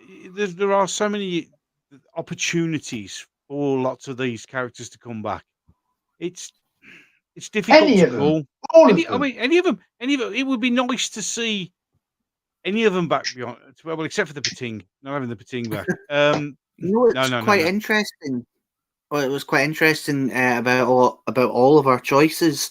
They've all been kind of supernatural type They villains. have. I mean, obviously the beasts and the vampires are. So's Fenric, and even the Trickster.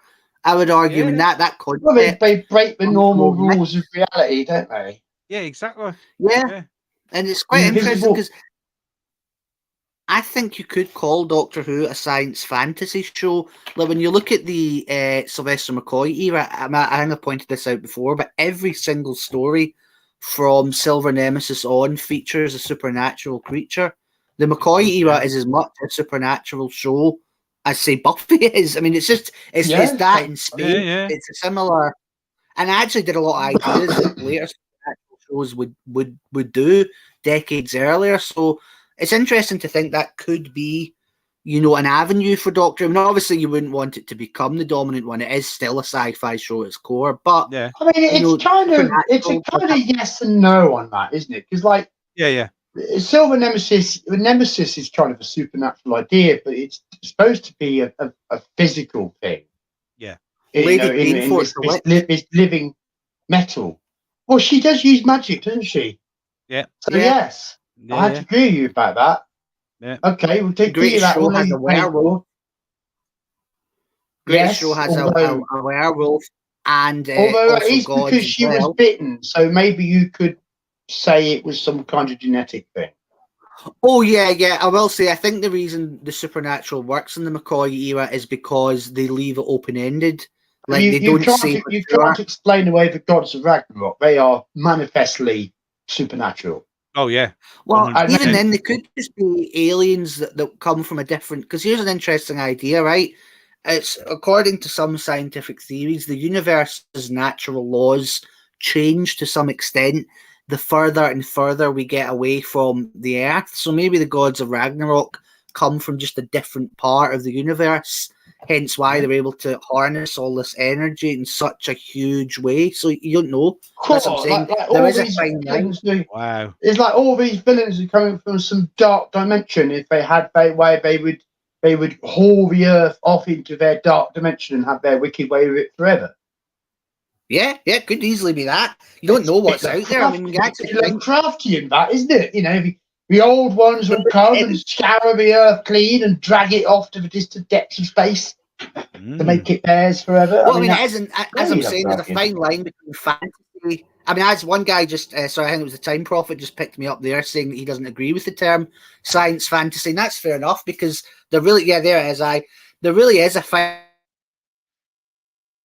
definition. Something that's a demon could be seen as an alien. Like when you look at Buffy, the demons in Buffy come from alternate dimensions. Essentially, they come from other worlds.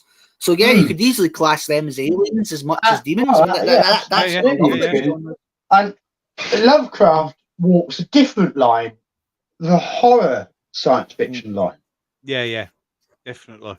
I mean, there's things from Whisperer of Darkness that belong in Brain of Morbius. Especially brains in jars. Absolutely. And connecting things to make them speak. Yes. I mean, I've always said that magic is just science that you don't yet understand. I've always viewed it as that. Because if you went way back when and showed someone like a phone, they'd probably be like, witchcraft. Yeah, they'd be blown away. Yeah. So well, that's why I say actually, I'd say that magic. Yeah, go on.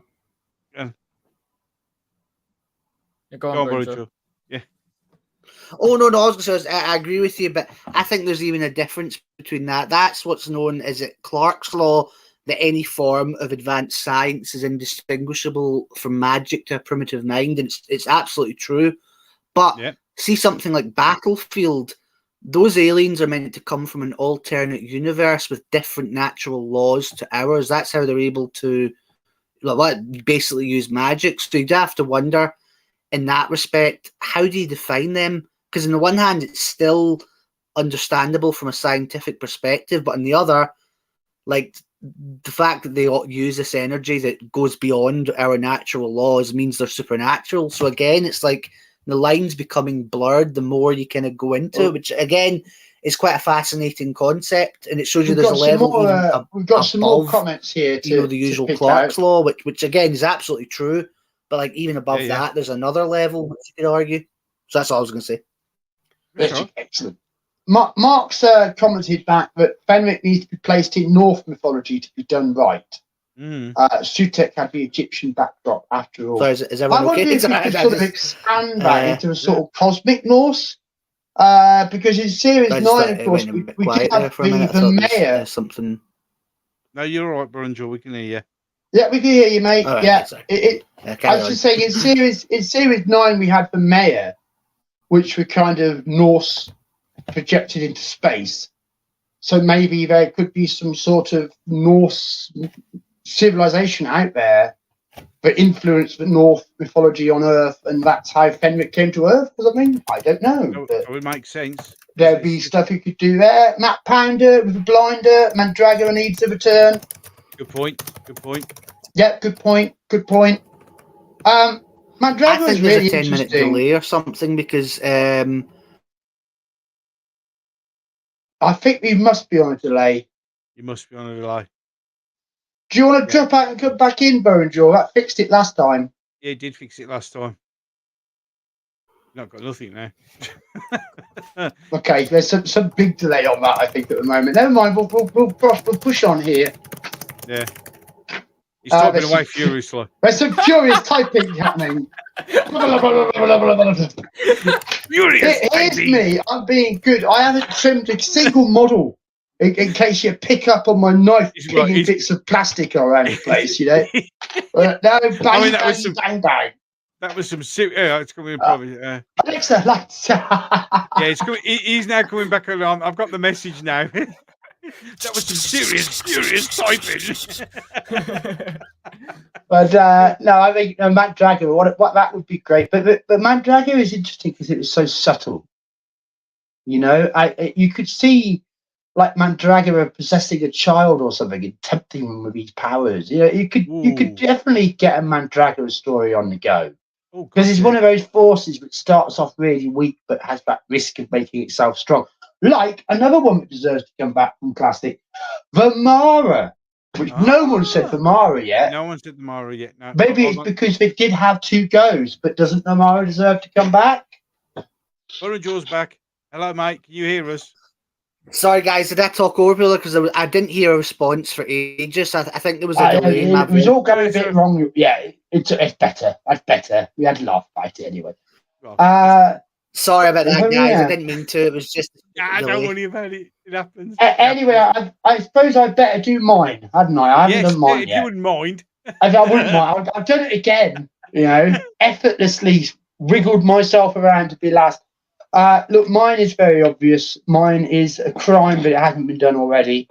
Mine is an opportunity which has been waiting there all along to do something truly remarkable. Mine is, of course, Sutekh the Destroyer.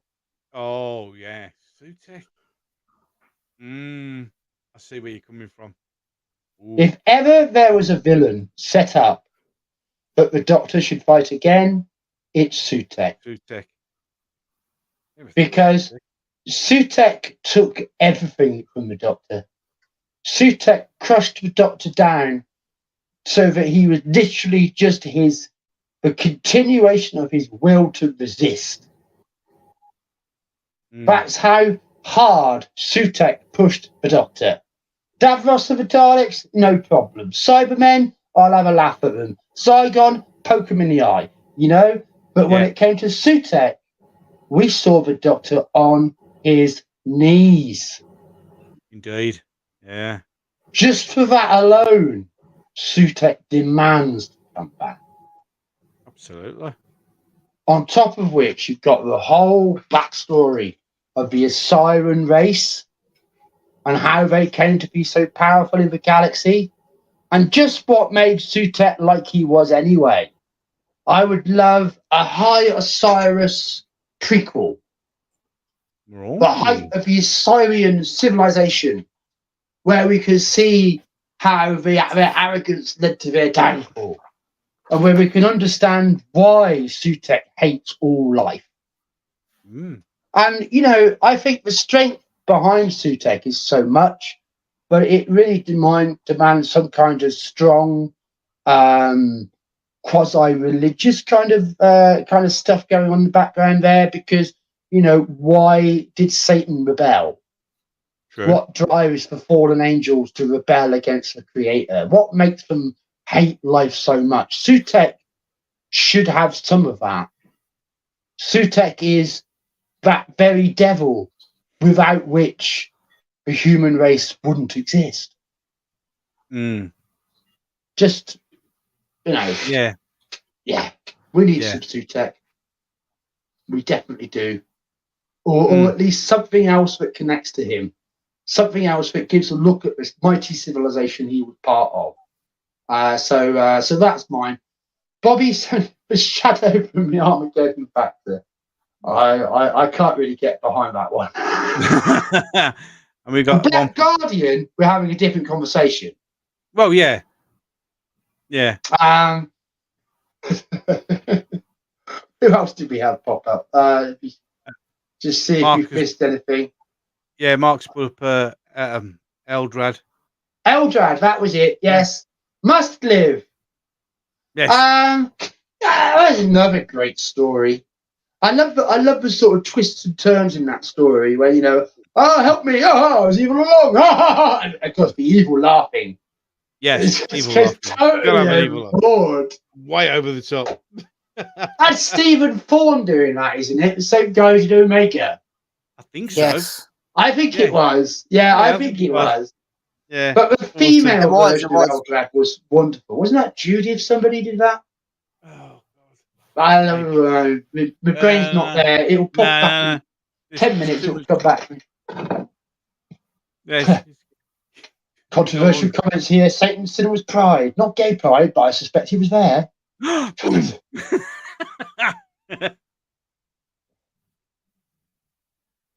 I would say that's a reason not to bring him back, said Sadako. I like the idea that Doctor had only a one-shot chance of destroying him and come back would take away from the fight. Well, you might be right. Yeah. But it's a lot better than maybe bad ideas where you had, so I'd still like to see it happen. Big Finish have done Sutek to death, have they? Haven't consumed any of it, so Mark is well in with the Big Finish stuff, so Mark would know these things. Were any of them any good, Mark? Well, there's a question. That is a better question. That is a question. Were they any good? Were any of them any good? Well, I think that's been really interesting. That's kept us talking for over an hour. Yeah. On our little talking points. We've got one talking point still to go. Oh, the monk. The monk. Yes. I don't see why he shouldn't turn up again. They brought the monk back in Big Finish, and they gender bended the monk and had a woman play it, just like Master. Speaking of Big Finish, Burrenjaw, they just released. Well, I don't know whether they've released it or whether it's out for pre-order, but there's a 10th Doctor and Missy story that I'm sure you'd absolutely love. But sorry, guys, earlier did I talk over lots of people when there was the delay? Because it was. Don't worry about it. Not really. We worked it out. Yeah, don't worry about it. Mate. I'm sorry, I didn't know what happened. Everything just went silent, and I was thinking, what's wrong? And I thought maybe people were just like didn't know when or whatever, or there was something else. So yeah, sorry about that. There was a big fault. It's really annoying. It happens. When that happens. You've had an answer, John, from Mark. Yes, I know. We're coming to it. I was allowing Burrenjaw to speak because I think probably if I cut over it. Not the robots as such, but Caldor spin-offs work one in various audio formats. I could really see that because Robots of Death did tremendously well at sketch building out this complex world. You know, this desolate planet. I mean, of course, it was stealing a lot from Dune. You know, but where there's Dune, there's Arakeen. And where there's anonymous sand mining, there is Caldor City. Indeed. And the whole robot culture. And, you know, I mean, this is leading me towards our last talking point, which is what have we not seen in Doctor Who that we would like to? And I think that one of the things that Doctor Who has failed to maintain is some consistent time setting. Yeah. Oh, yeah. RTD had a go, created New Earth. We had a couple of stories there. But we haven't been back to that setting since Series 3. Yeah.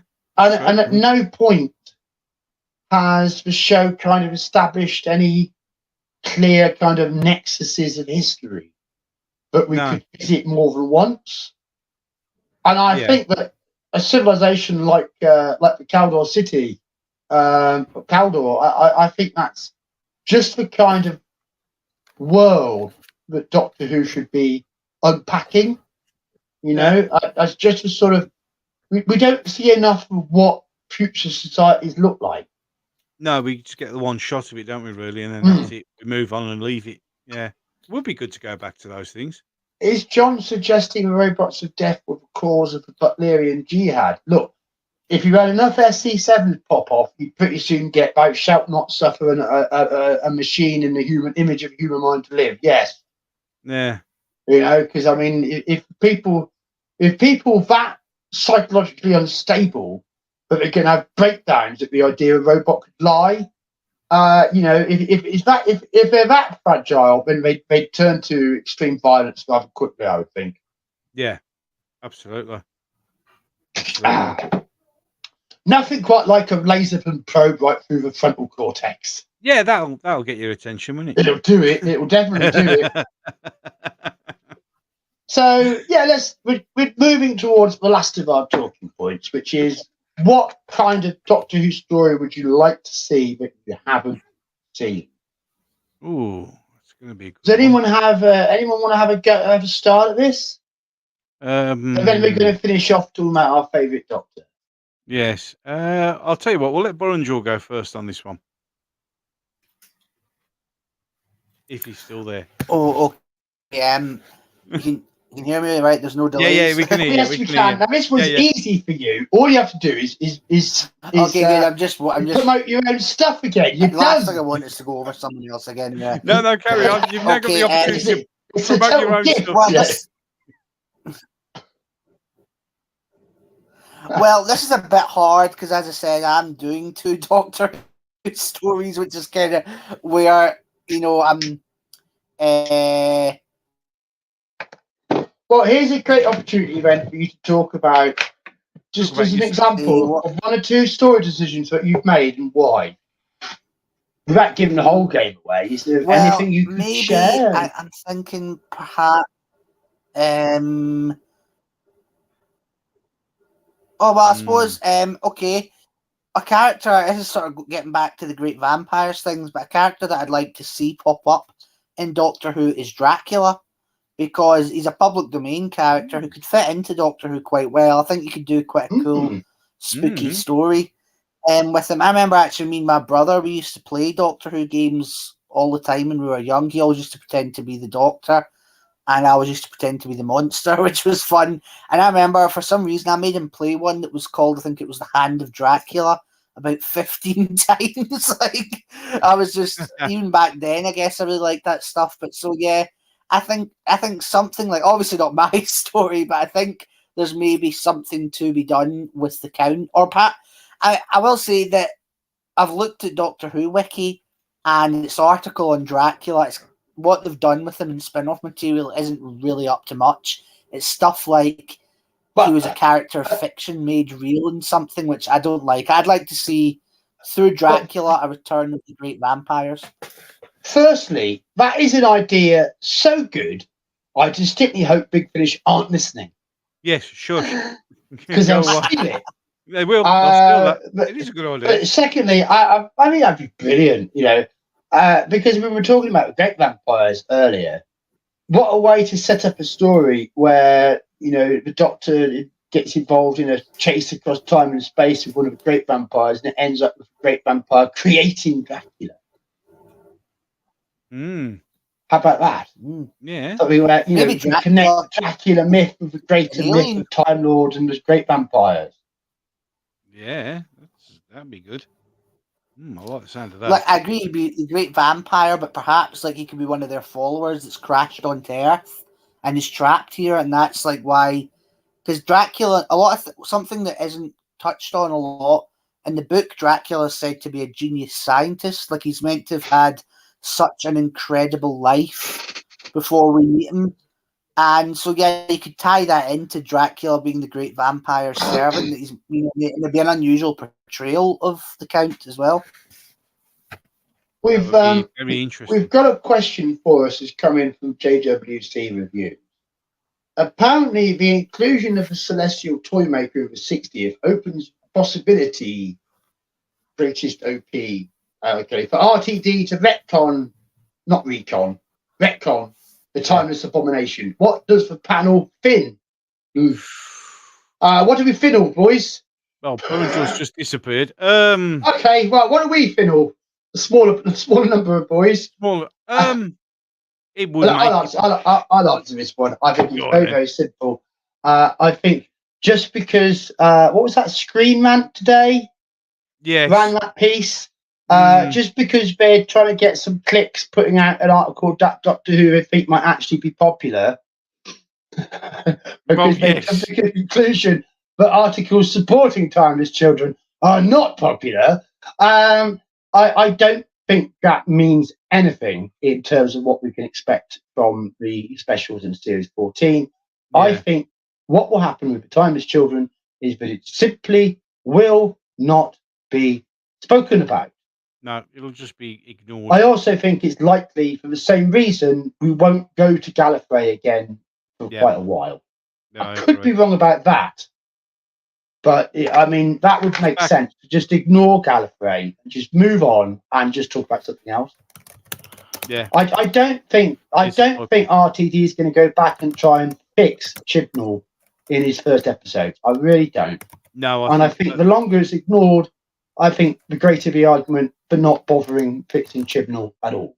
Yeah. So I'm not expecting a retcon of Timeless Children, especially not because Screenrant did an article trying to get some clicks.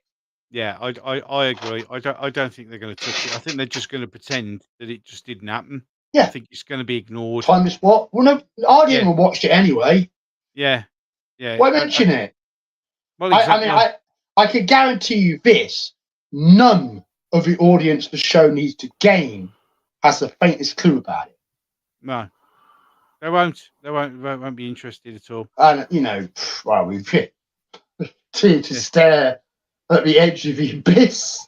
True. But Disney is more and more swiftly toppling into. And I think it's the second week in August that the investors' call meeting goes down. Yeah. Yeah. What do think? you God. What do you think, Golden HG? What do you think about that question? Well, yeah, it's simple. I think it has to go. I mean, I don't really think just leaving it is a good enough thing, because if you just leave it, then it's still solidified in canon, and I don't like the idea of that. Yeah. Yeah. You got any answers to Hi, it, I'm back. It's all right, mate. I'm not sure if the question before we disappeared. We were asked by JWC Reviews what we think about the idea that RTD might retcon the Timeless Children. My response was that it's not going to happen. Bobby's on that view too. Golden Age Geek says it needs to happen. Well, I agree that it should happen, that it should be retconned, because it's the single worst. I'd say there's 2 episodes I hate of my 2 favourite TV shows. One is the late Philip J. Fry of Futurama, and the other is the Timeless Children, because both completely fuck up everything that came before. But sadly, just as that was left and people evidently got over it, I do think they'll do the same to the Timeless Children. Maybe not, because perhaps, being a series show, like, people aren't as easy to let it slide, but I think it'll be the same situation, I think. And also remember, the Fitzroy crowd smell each other's farts, so there's no way they're going to retcon what their mates have done. So no, I think you guys are right, but I hope Golden Age Geek is right. Yeah, and I just don't think the show's brave enough. I think from our point of view, obviously we'd love it if RTD called a press conference, laid out all the Chibnall era DVDs on a desk in front of them, got out some lighter fuel, squirted them over, set them on fire, then pissed on them. Yeah. That would just about. I think that might just do it. The kind of reassuring message that older fans would like to hear about the Chibnall era. But we have to make do with what we get. Mark Armstrong, Iron Legion. Yeah, Iron Legion. Would be preferable to Star Beast. I just quickly. Iron Legion, of course, is one of the very earliest comics from Doctor Who magazine. Doctor Who comic, as it was at the start, which has now become Doctor Who magazine, where the inimitable Pat Mills delivered Doctor Who goes back to an alternative version of Rome, and that Mark mentioned it's a big budget story. Hell yeah! Oh yeah, that would be a budget. Hell yeah! Legions of Roman robots. Yeah, man, that's a big budget story. But I think Iron Legion was remarkable because even the comic strip, in all its history, rarely managed to match that level of ambitious storytelling that Pat Mills just banged out of his pen every day in his career, making hit after hit for 2000 AD. Nemesis the Warlock, Slaying the Barbarian, Judge Dredd. Pat Mills was right there, and we were very fortunate, in my opinion, to have an epic Doctor Who comic penned by Pat Mills, who I believe, now don't quote me on this, but didn't he pass away not that long ago? Oh God, I think he might. I think he might have done. I'll have to check that. I have to double check that one. But a towering powerhouse of late 70s, early 80s British comic. Absolutely. Oh, they're very nice from the Space Book. Many congratulations on the completion of a great run of shows, John and Gobby. Oh, sharing, affecting, laughing, and challenging. This is what fandom is all. That's what it should be about. Of course, we did consider an episode on why we love Doctor Who fandom. Yeah, but then yeah. But we just felt it was a bit too much of a stretch to put off with a straight face. It certainly would be. I don't think of myself really as part of a fandom. Not in the way it used to be. Not in the way that you knew you could just meet up and just share your love of Doctor Who and all your other differences would melt away and you're all united. Yeah. That's gone. It's gone. It's just a memory. What I have are Doctor Who friends. Yeah. And my Doctor Who friends matter to me more than I can describe. Because it's the Doctor Who friends that have made continuing to engage with this community worth it. Yeah. It's not the Doctor Who fans who will judge me and block me on a knee-jerk reaction because they were told some bollocks and they believed it. Yep. Those people have not been my friends, and I don't consider myself as in their community. Yeah. But that's what's been done to us, you know? And as far as the future of being a Doctor Who fan goes, it all depends on how I'm going to feel when Series 14 has aired. Yep. And if I don't feel happy, I've already indicated at the start of this stream, I've got plenty of other things that interest me far more to focus on. Yep, absolutely. So I can't say I feel hard done by if I end up saying to myself, I don't really consider myself a Doctor Who fan anymore. Because I'm always a Doctor Who fan of what I love, and I've always loved sharing that with my friends. Yeah. And that's what matters. Yeah. I don't quite know how we got onto that, but there you are, a little speech. Well, no, it's fine because, you know, as you know, there are tiers, quarters to fandom. It's not united, not anymore. It's true. Unfortunately, no, it's not. I wish it was. It's we don't consider we've been the barrier to it. No, it's just it's so sad to see how things have gone. Where I got blocked by this chap JP today because I'm being blamed as responsible for getting Kevin's Scribble script suspended for a short length of time. The irony is here, I don't report any of these people because they've all got me blocked anyway. So how the hell am I supposed to even see what they say to take objection to it, let alone report it? But I do get things sent to me. Of course. A lot of people send me things. Of course I do. And, if somebody sends me a report that I reported such and such account, you got the message from Twitter, this account has been suspended for hateful conduct. I'll post that. Yeah. And, blaming me for it won't stop it. What stops it is not breaking Twitter's rules. It's complicated. It's complicated, Dobby. Yeah, rules and stuff. 5 years, right? Me and many others here have had these clowns trying to destroy our social media account. Absolutely. I couldn't begin to tell you how many notifications I have in my Twitter email. We investigated the report on your account and we found nothing wrong. I must have been reported thousands of times in the last 5 years. Yeah. Is my account still active? It's still there, isn't it? Yeah, it's still going. It hasn't stopped at all. Nope. And is this because I'm secretly in cahoots with Twitter and we're like blood brothers and they'll do anything to protect me? Well, you must be something like that. I don't think so. Or otherwise, I don't bloody think so. To the rules. Yeah, the only thing Twitter's done for me is repress my human rights continually across all that time. Well, yeah. Because shadow banning is not a joke. No. Cancelling people's bank accounts and the other crap that's been going on recently. Yes.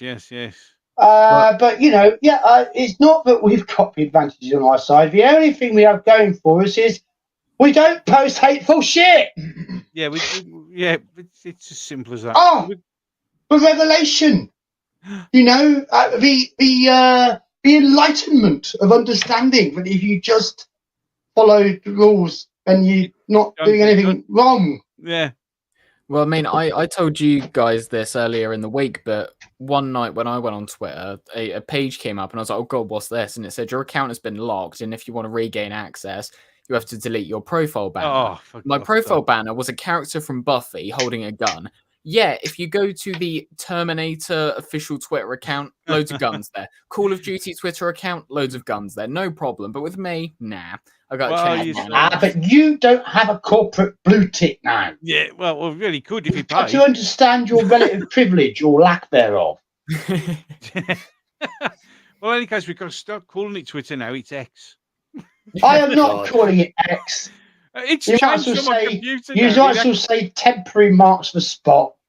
On my You know, computer it'll now, be Mike. called something else soon enough. Yeah, Mike. I'm just As far gonna as I'm call it concerned, Twitter, it's 'cause still I- Twitter. Yeah, Mike. If I say I X'd, I got X X'd, on you my know, computer. someone like that sounds dodgy. It's I literally X'd her last night. You know? When I I'll- get a I'll almost- notification and Yeah. it comes up with a red dot next to the X on my browser, it looks weird. Yes, it does look a Yeah. bit stretched. Yeah, it looks like it's doing it right now. Actually, I've got a red dot on my X. It doesn't look Oh, right, does it? We've got file 13 has popped in. Nice one, Yes. Jen. Should be proud of what you've accomplished by leaving a bit of history. I'm proud, Thanks, but mate. you will help me do it. That's what Yeah. makes me proud. Thank you so much. Thank you, mate. And another good comment from Mark here.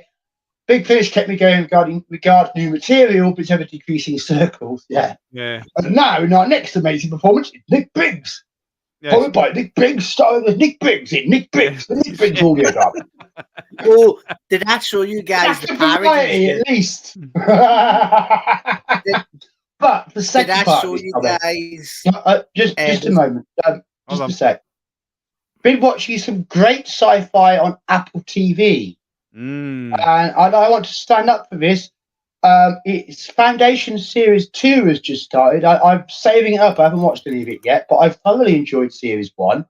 And also The Silo recently aired, Oh, which yeah. was a really good 10-part mystery thriller sort of sci-fi series, which are based on a trilogy of books, I think. So there's more of that coming. So, yes, Apple amazingly has produced some watchable content. Yeah, they pulled it out of the bag, Apple. They have actually produced some watchable content. I'm not sure how you watch it without stealing it off Pirate Bay, but I'm not sure how you watch it without a subscription to Apple Television. And I Yes. don't know how much that is. So I can't say if it's worth it as a whole as a streaming service, but at least they're not producing pap. Yeah, at least they're producing So, something decent. Yes. Yes. Yes, indeed. How about War and Peace next? I'll play it out on the battlefield week by week. Well, Yeah. yeah, well, Empire not? versus everybody. Now, where did we got to on this actual plot of this live stream? We were on favourite I've- Doctor Who ideas we haven't ever done sort of thing. I mean, Bonejaw had the easy win. Did we get any further? I don't Have think you we got did. a favourite Doctor Who idea, Goppy? Oh, Jesus Christ. Oh, you bastard, John. I'm tired. Don't make me do this. I'm trying to think desperately what I could do. Anything you've always wished you could see. Maybe just a single idea. Oh, Just something you wish you could tell see. you what, everybody else go around and I'll have a think. Yeah, okay. We'll let you I'll have carry a on good working. think, yes. with it. Yeah, I'm working my brain out. Yes. Golden Age Geek, are you feeling ready? Well, I will say I don't have like a highly detailed story idea, That's but all right. Don't need to hide. in terms of little pieces, I think I would like to see Doctor Who get to a darker tone again. Because we've had a lot of, especially in New Who, there's been a lot of everybody lives and then big red button just solves everything. But I'd actually like to see a story where perhaps the Doctor loses. Quite one like time. to. Too busy affirming the little buggers instead of terrifying them. Yep. That's what really is a damn good science fiction terrifying. Oh, toughen them up. It would not. They don't question identity when they're too scared shitless. Yeah, it used to be all about hiding behind the sofa, didn't it? Let's be honest. That was Well, I what love it that the show used to be brave enough to scare us. Well, that's what it should do, really. I agree that it does need to go back. TARDIS Spider. No. Time which for a one? nap by all means, but you won't see all of us next week. We are taking a break for Yes. a month at least. Yes, we're having a little. We're having a We are longer having nap. a break. Yes, We're having a we are longer nap. taking time off. Yeah, So we will catch you when we do come back, which we will be. of course. Of course. we will. So where were we? Golden Age Geek. Yes, make it scarier. Yeah. Please continue. And also perhaps a story where the Doctor just loses. Like there isn't some big solution. Perhaps the Doctor just has to accept that this time the villain has won in a way. Well, I mean, perhaps the Doctor could stop the villain, but all isn't well come the end. There's been a devastating loss. Loads of people have perhaps died or something like that. Yeah. I like that. Yeah, it would be A bit nice. like an Avengers Infinity War style thing where they do fight the villain, but come the end of that, you know, the villain kind of does have a victory. Yeah, that would be absolutely brilliant to actually see that. To actually see that, yes, it's a hollow victory. The bad guy did actually technically win. That would be great. But oh god, darker. Because I think the last Yes. time we had that was like Sleep No More, but that was dog shit. Well, yeah, that was a pile of crap, wasn't it? Let's be honest. It I tried. liked it a bit. It tried its heart out to be I good. liked But it a little bit. yeah, a little It bit. wasn't so bad. But no, I think to actually see our hero lose is a great thing because that's a great character building thing. When you But it depends how they lose. well, yeah, it's got to be. You've got to lose. So I wouldn't Well. trust the Chibnall writer on that Oh one. no. But lose because she lost the keys to the TARDIS or something. Yeah. Can't find the keys. All right, I've lost the keys. Oh dear. Where have we been? Oh, I can't remember where I put the keys. Yeah. Burren Jules back, by the way. Hello, mate. But I think, talking about making the show more serious, this is about the lead performance. Yep. It is absolutely Who is going to be? I mean, that's the thing, isn't it? Yes. Could Jodie Whittaker persuade you to be scared about something? No. Yeah, No why? I feel it's like. Oh god. No. No. This is the problem with a weak performance. Just destroys the character's authority. And the Andy Pandy Mickey Mouse rainbow slapped across the tits outfit didn't help at all either. No. God. Interesting question here. Is Doctor Who over for you guys, being the direction the series has taken? Yes. I don't think that's the right question. Sorry, I know it's dodgy, but I think the real question here is Doctor Who over for the general audience with the direction the series is taken, and I think unequivocally the answer is actually yes. Yeah, it's not in a good place. This is not going to find an audience on Disney Plus. No. Disney Plus at the moment it's looking impossible. I mean, let's show be to honest. Succeed on Disney Plus, which is as good as saying the show is going to fail. I mean, that's if Disney Plus is still around, because the way it's by Christmas. Yeah, absolutely. Because it may not be come August. I mean, because Disney are in serious shit. I mean, they're shit up to their neck. They really are in trouble. Well, it could be. It could easily Doctor Who might end up being shown on Apple. It may have to. Because there is actually conversation that Apple's one of the few people in a position to buy Disney Plus. Yep. Whether they want to, whether the FSC would allow them to, Disney would sell it if it could. Well, I mean, everything's up. If it could just reset and get all that bloody money back, you bet they would. It's just, I mean, that's the other thing. 110, $120 million going up in smoke every single freaking month, and that's just Disney Plus, not the parks, not the collapsing theatre income, not the collapsing toy revenues. I mean, the parks. Oh, God, I mean, the sports network. Oh, ESPN. All of a sudden, India stopped watching your cricket. Oh, that's a bit of a problem. Well, that's what happens. That's when you lose the contract. You lose the contract to cricket in India. You might as well kiss your channel goodbye, because that's their sport. Really is their sport. It's, tell me about it. My There's take a on cricket that club question- next. So all of that is why the direction is wrong. If it was a small budget show trying to make some kind of social point, maybe it could find a place on Netflix of the kind of themes it wants to play with. But this is not a successful big budget action science fiction series. No. Not the way they're talking about it. Now, if this all falls away and they prove to be good stories at the heart of it all, maybe whether Jasmine Finney actually passes or not won't be a big problem.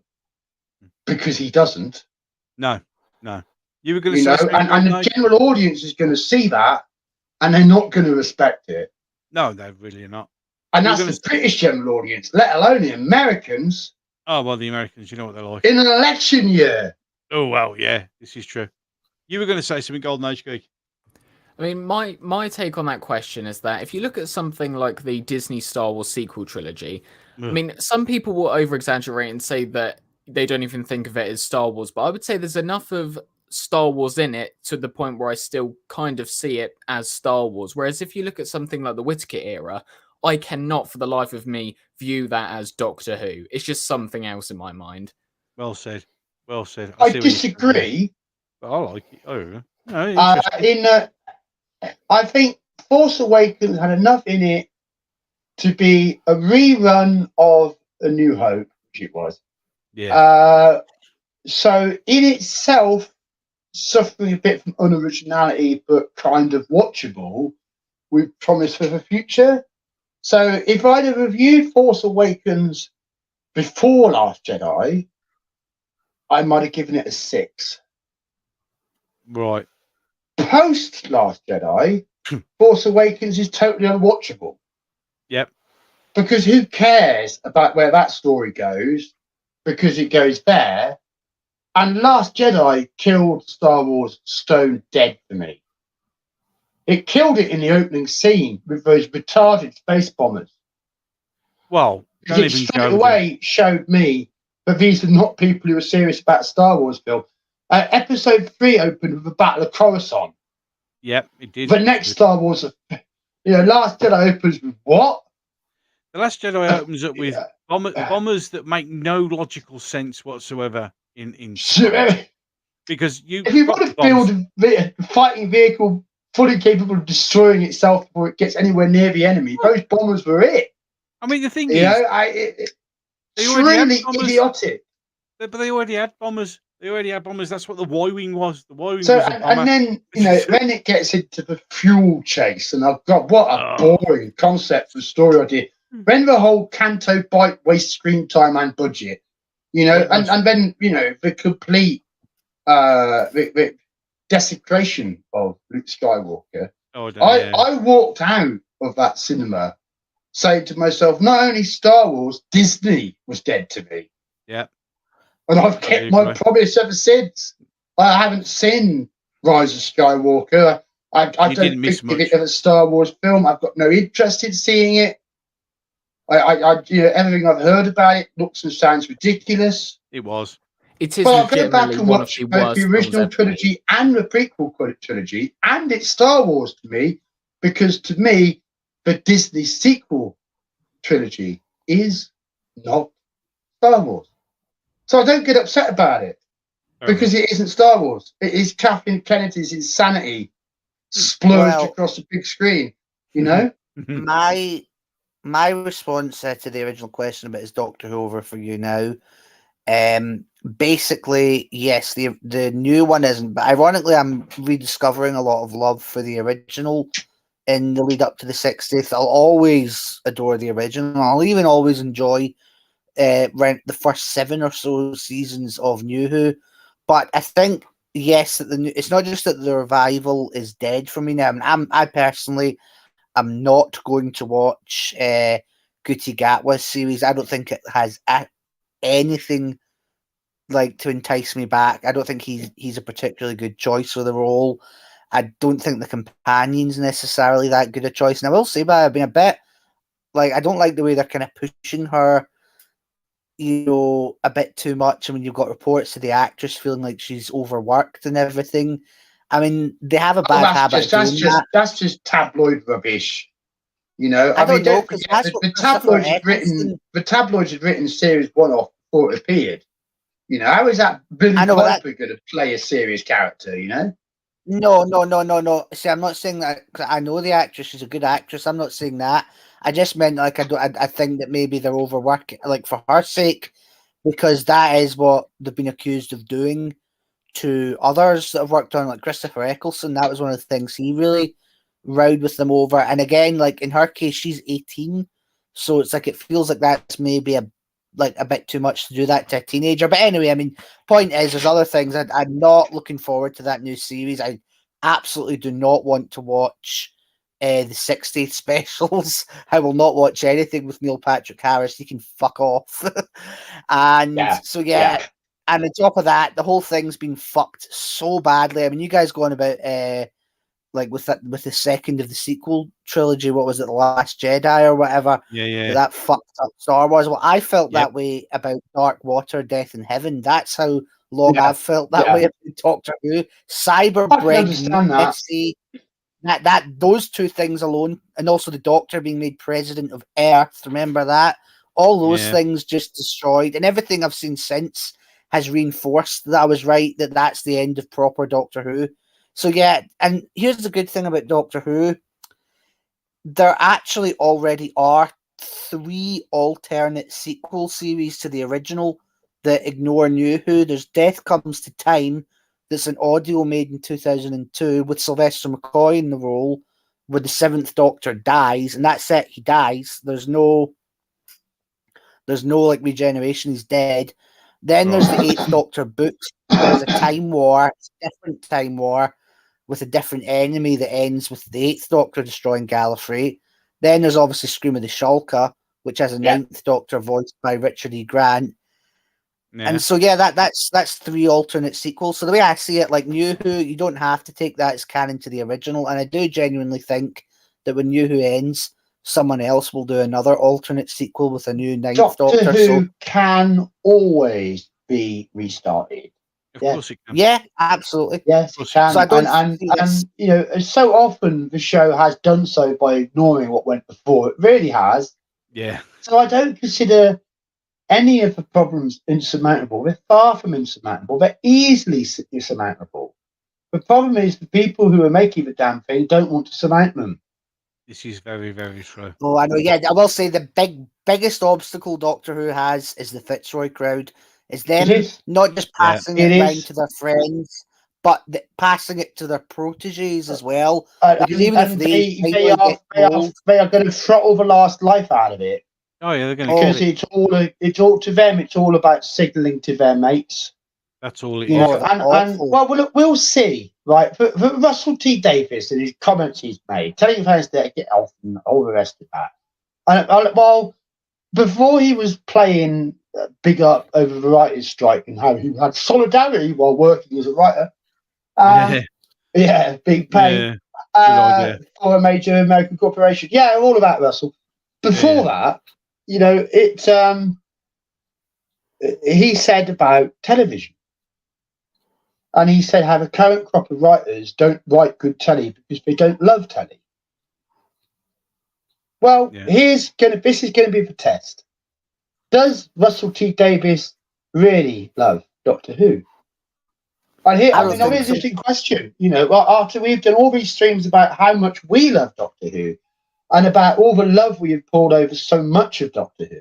Yeah. Does Russell T Davies really love Doctor Who? Does he love Doctor Who more than he loves his own ego? No. In Does he love Doctor Who more than signalling to his mates? Because we're going to know the answer to that. Because what he produces will signal whether he is serious about the show having a future or not. Here's the thing about the Fitzroy crowd, right?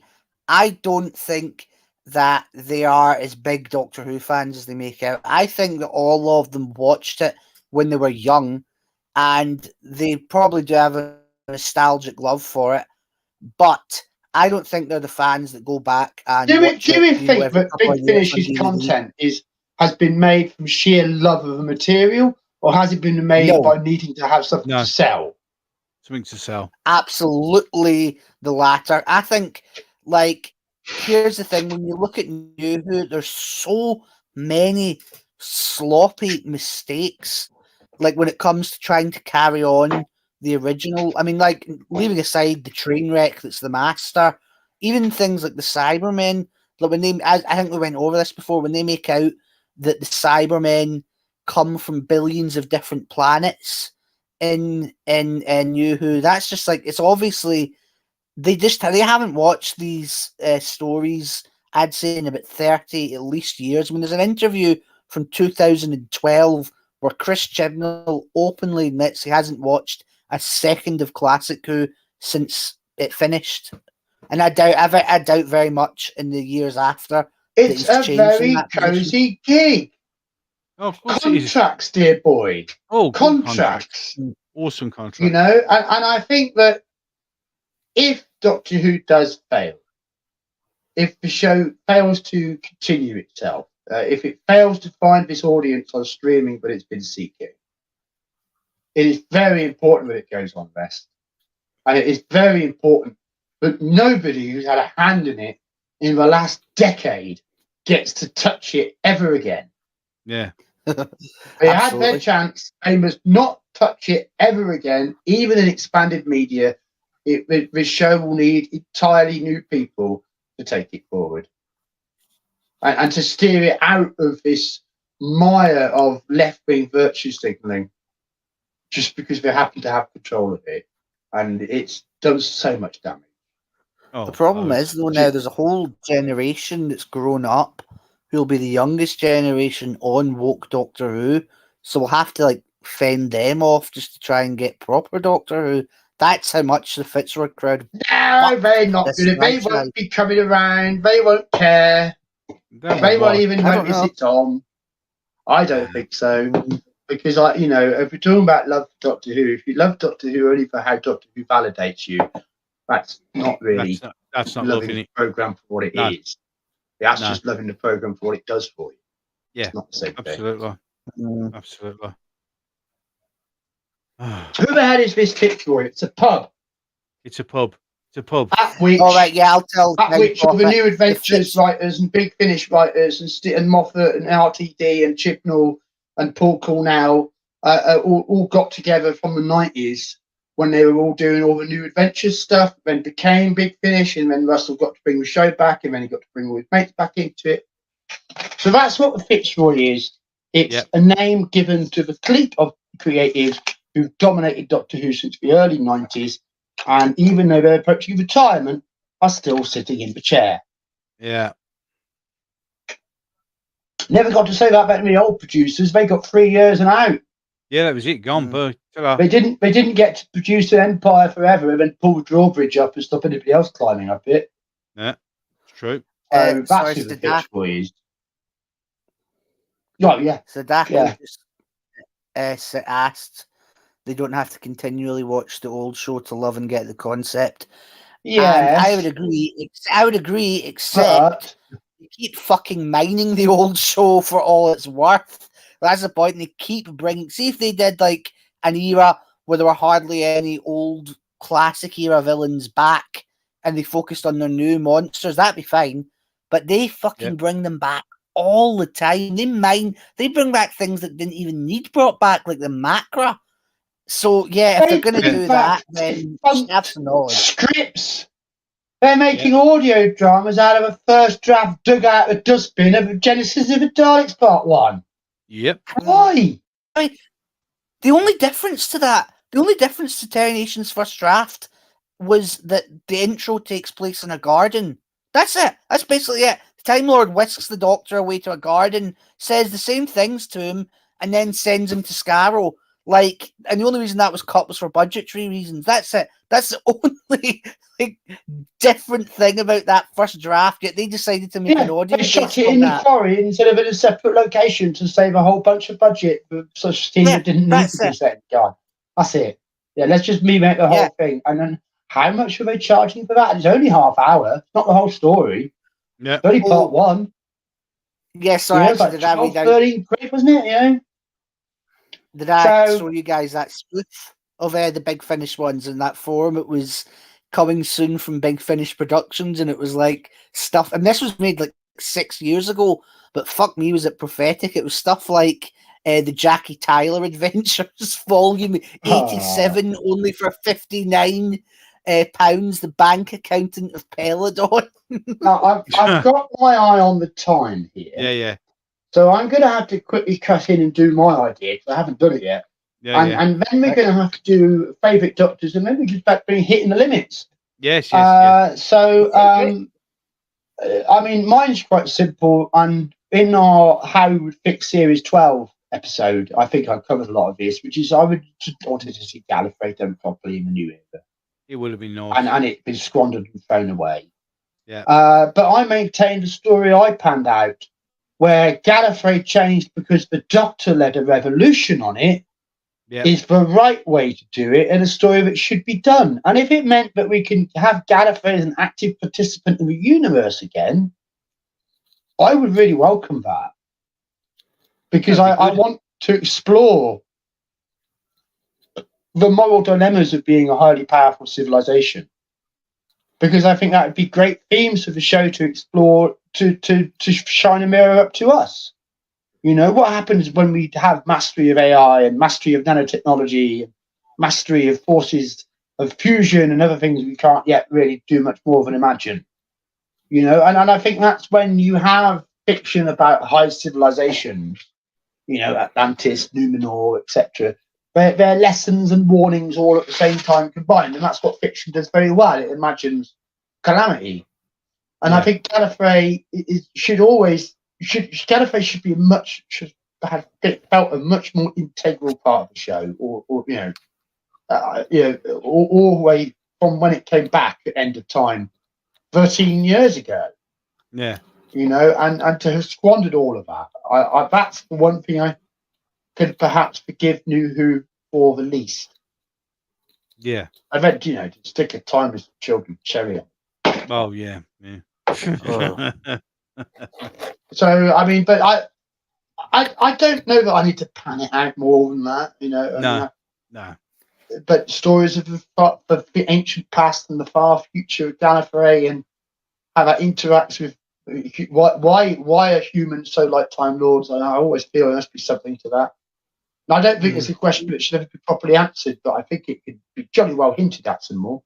Yeah. You know, and you know, I would like to be more Time Lords out there, more Time Lords to meet, more Time Lords to have drama with. Yes. Good. Let alone, you know, just, where is Romana? Well, yeah, this is true. So it's all of that. Yeah. Right, we've got about 10 minutes. Yeah, 10 minutes. So, favourite Doctor. Ooh. And, of course, a explanation of why. Golden Age Geek, you up for it? Yeah. So, my favourite Doctor, when I was growing up, I always was adamant that it would be David Tennant, and I didn't watch any of the Matt Smith era for a long time, because after I saw David Tennant go, I thought, no one's ever going to live up to this. But the 11th Doctor, in my opinion, is my favourite. Awesome. I would say just the whole theme of the fairy tale and him being the man who came down. He was Amy's imaginary friend.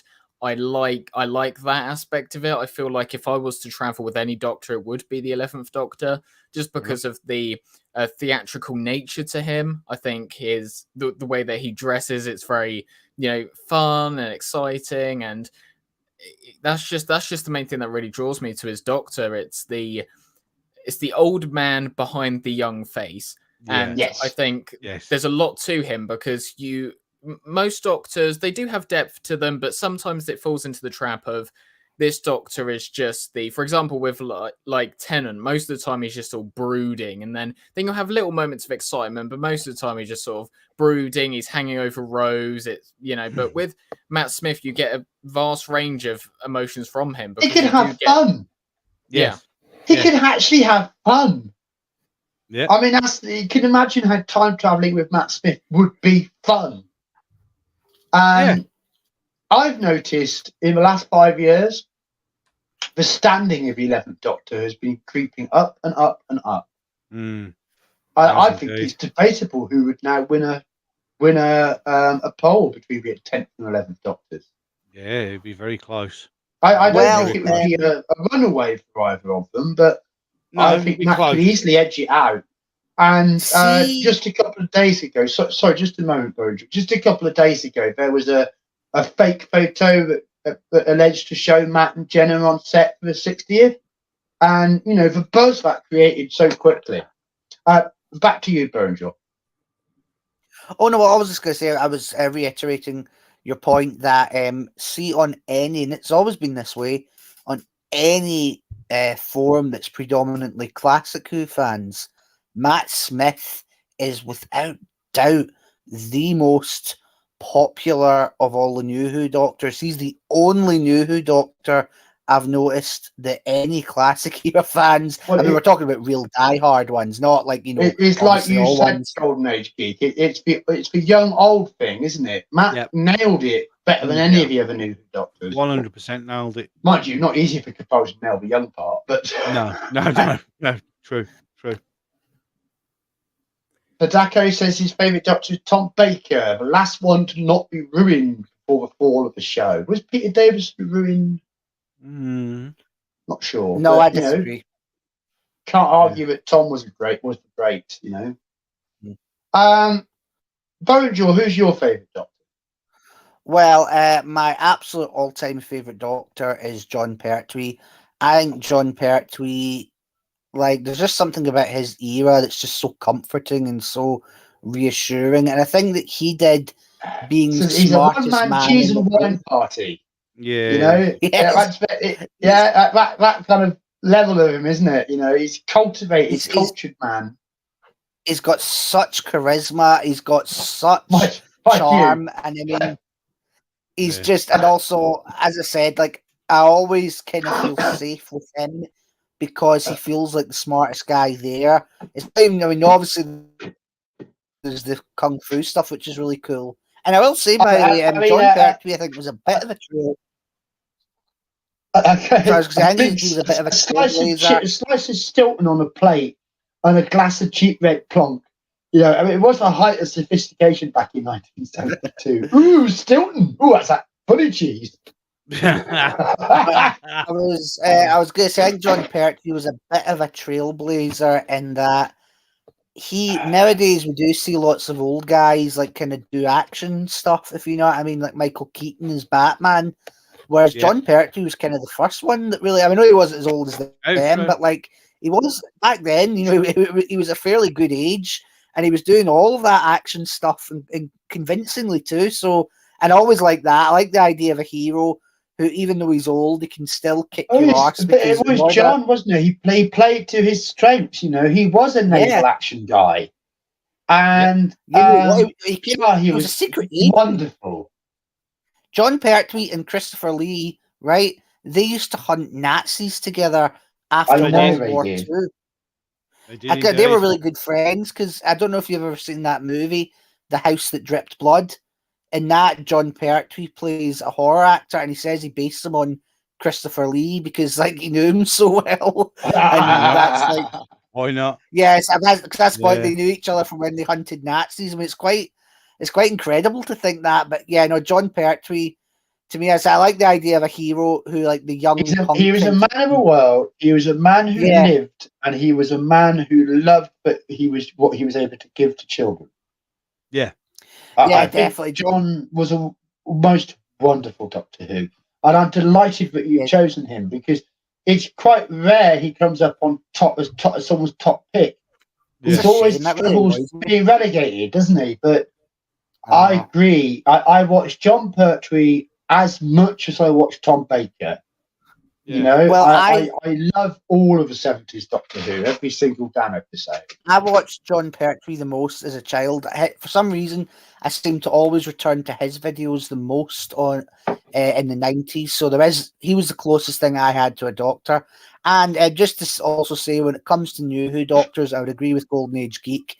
I think Matt Smith was the best of the new lot. I think he managed to bridge the gap between the new Tennant fans who wanted the Doctor to be a young romantic guy and fans like us who preferred him to be this older, more alien one. And it can't be Capaldi because he just didn't have stories.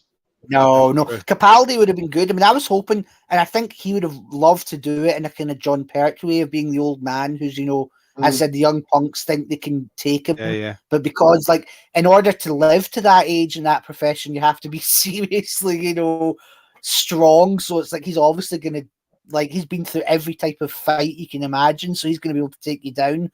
There were elements of that with him that were again obviously inspired by not just John Pertwee but Peter Cushing's Van Helsing that Peter Capaldi was very fond of. But sadly, as you say, he just didn't get to do that. Instead, he had to apologise for having genitals. Literally, like, will the future be all girl? We can only hope. I mean, Jesus, not fit to be the third Doctor stuntman with material like that. So true. Jobby, it's time. Who's your favourite Doctor? You know, it's Tom Baker all day long. He was the Doctor I grew up with. I just love him. Perfect Doctor to be your Doctor. He's the Doctor in my book. But if we go New Who, I have to agree with the rest of you. Matt Smith and the Elector was just awesome. Yeah. Absolutely awesome. David Tennant's popularity has dropped in the last 7 months. Well, you see, the thing is, and it's not just about the Jodie bots being pissed he replaced Jodie. No. Tennant himself, I mean, he's hanging out with Michael Sheen at the moment, who a lot of us bought out chops to play the Doctor. But frankly, the last year, they've both been coming out with some really batty stuff. Oh, yeah, they've Sheen, I think, has a real problem. I really think he's a deranged racist. Oh, God, yeah, 100%. Against the English. Right, really, he's a deranged racist against the English. I've never his anti-English statements and, frankly, his hateful statements against King Charles. Yep. I thought really demeaned him. Yeah, he lost the freaking plot, mate. Yeah, he was. Against wild, the English was terrible. Absolutely wild, and the hate was dripping off him. I really damaged how I see him as a person because the guy, he's that nuts. Yeah, I agree. And then David Tennant seems to think he's got the right to tell other parents what to do. So that's a loser, mate. That is a loser. Yeah, absolutely. And just generally, the more people are seeing what the specials in Series 14 look like they're not going to be, in other words, action science fiction written for all family, the less enthusiasm for Tennant's return, has been, more it's been ebbing away. It's about 3 months to go now. They've got it all to prove on the night. That's all we can say. Yeah, I mean, if we sit back here going, my God, that was entertaining, and all the woke stuff didn't really bother me. I hope we are in that position. I hope that we can actually have something we can all get behind again. I'm just not setting myself up with expectations. Yeah, because it's not looking good. And at the end of the day, we could all love it, and it won't make a difference. It could still get freaking cancelled because it still has to succeed on Disney Plus. Yes. Why did the BBC not go with Netflix? I would say that John Pertwee is also a very close choice for me. I mean, one of the episodes that do highlight what I love most about him is probably the Sea Devils. When he goes into the Master's cell and they have their, sword fight. Once he defeats the Master, he gives the sword back to him. And then he takes him down. He's like, Master, you haven't seen my footwork yet. And then he starts kicking him about. Don't forget eating a sandwich at the same time. Yes. Joe, this is not a picnic. Proceeds to eat the sandwich. Thank you, my dear. And then they're inside the naval base, and the Doctor's like, "We should strive for no violence." They go outside. He sees a sea devil, jump kicks him to the stomach, throws him over the shoulder. Right, the Master's escaping. Get me the speedboat, and he starts chasing him down. No violence. No violence. He just said we should try to avoid violence. He just yeah, all right, whatever. But no, what I love you more is the Green Death. And all the dressing up as the laundry, as the cleaner and just sneaking into the place. And also there's a great fight against the 3 guards in that.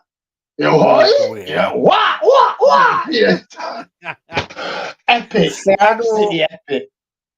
Inferno is my favourite one of John's, though. I'm not just because it's a great story, but I love him in it. The way he's kind of an escapist character in the way that he's able to rip the piss out of all these authority figures and people that we couldn't say anything to, like Stallman, even just like with a particularly dripping sarcasm. Dripping sarcasm. Yeah. Oh yeah. how's your liver today? Like, just doing that winds him up. Awesome. Well, it's time for me to finish up by confirming that my favourite Doctor is, of course, as I have said on multiple occasions, Patrick Troughton. Yes, indeed. For me, it's a lot of things about Troughton. It's, as many have observed, the way that he had to take the part and make it into something that worked after picking it up from Bill Hartnell, and he did do that pretty well. Mm-hmm. But most of all, what really draws me into his Doctor is how overlookable he is. He's not going to grab the centre of attention in every room unless he needs to. Yeah. He's very easy to overlook. He's very easy to dismiss. He's just this funny little man, but you don't take seriously. And then all of a sudden it turns out he's brilliant, had it all worked out all along, wins. Yeah. But when he does so, he wins with such humility. It's nothing. Oh, please don't, He's just such a charming character. I'm in love with that character. Mm. And all the other different iterations of Doctor Who are all brilliant in all their own ways. Mm. But there is something about Troughton which to me is just the heart of who Doctor Who is. I can't stop watching his episode. No Doctor entertains me more. There's no Doctor I rewatch more. Just even though I wasn't alive at the time, as I've become a fan, Troughton's won my heart. Even though my heart should belong to Tom Baker. Yeah. I know this is going to sound cheesy, but I can see why a lot of people like Troughton, because I think him and Hartnell, I don't know, maybe it's because they're in black and white, or because at that point we don't know as much of the Doctor, but they seem the most kind of magical Doctors, if you know what I mean. Like at that point, the Doctor I got to see was the Five Faces of Doctor Who. So the first Troughton story I saw was the Protons. Right. And you might say, what a terrible start. But I was spellbound. And then, of course, he was also fantastic in the following story with the Three Doctors. Yeah. And then a couple of years later, we got the Five Doctors and then the Two Doctors. So in that period in the 80s, we got more and more exposure to Troughton. And then at the end of the 80s, start of the 90s, when you could start to get what stories they were on videotape, then I was committed. So I think Patrick Troughton's been my favourite Doctor for 30 years. The Mind Robber is one of the greatest pieces of British television ever made. The surreality you could conjure up at a stark, terrifying necessity. Because it was terrifying. We had no bloody money. What the hell were we going to shoot? The first episode, the whole story is great, but the first episode alone is the scary. As I said, that's a candidate for the best individual episode of Doctor Who, as far as I'm concerned. Like the Mind Robber episode 1, and obviously Troughton's just absolutely amazing, and he's very, as you say, he's very vulnerable. Well, you see, what happened was the Dominators was supposed to be 6 episodes, but what were their names? Mervyn and who did maybe upon this moment, Lincoln and the writing team. My brain's tired. Yeah, something like that. But those guys were trying to screw the BBC on toys rights from Quark because they were smoking too much of the good stuff or whatever they were doing in the late 60s, and they seemed to think the Quarks were going to be as big as the Daleks.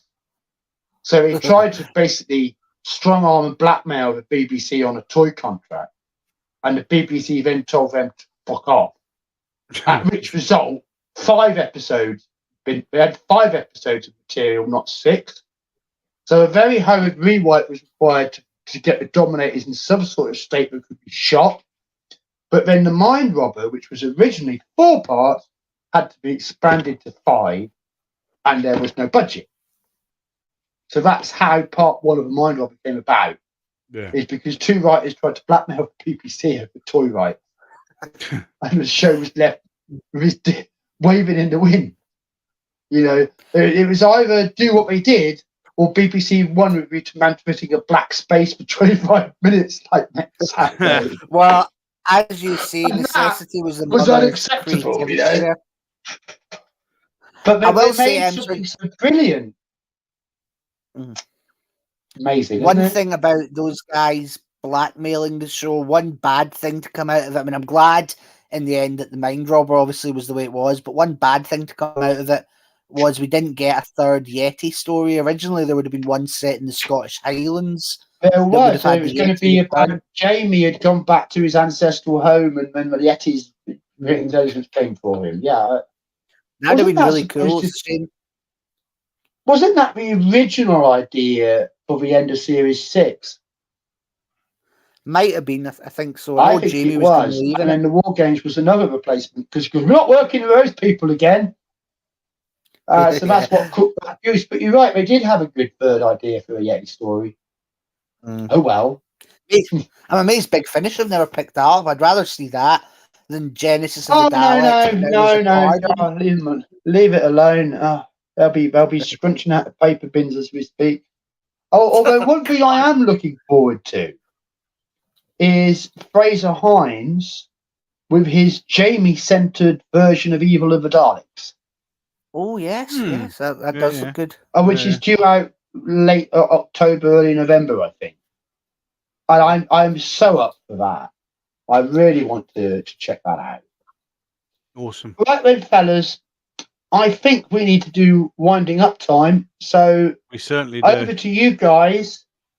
Final words as part of this series of streams, please. Golden Age Geek first.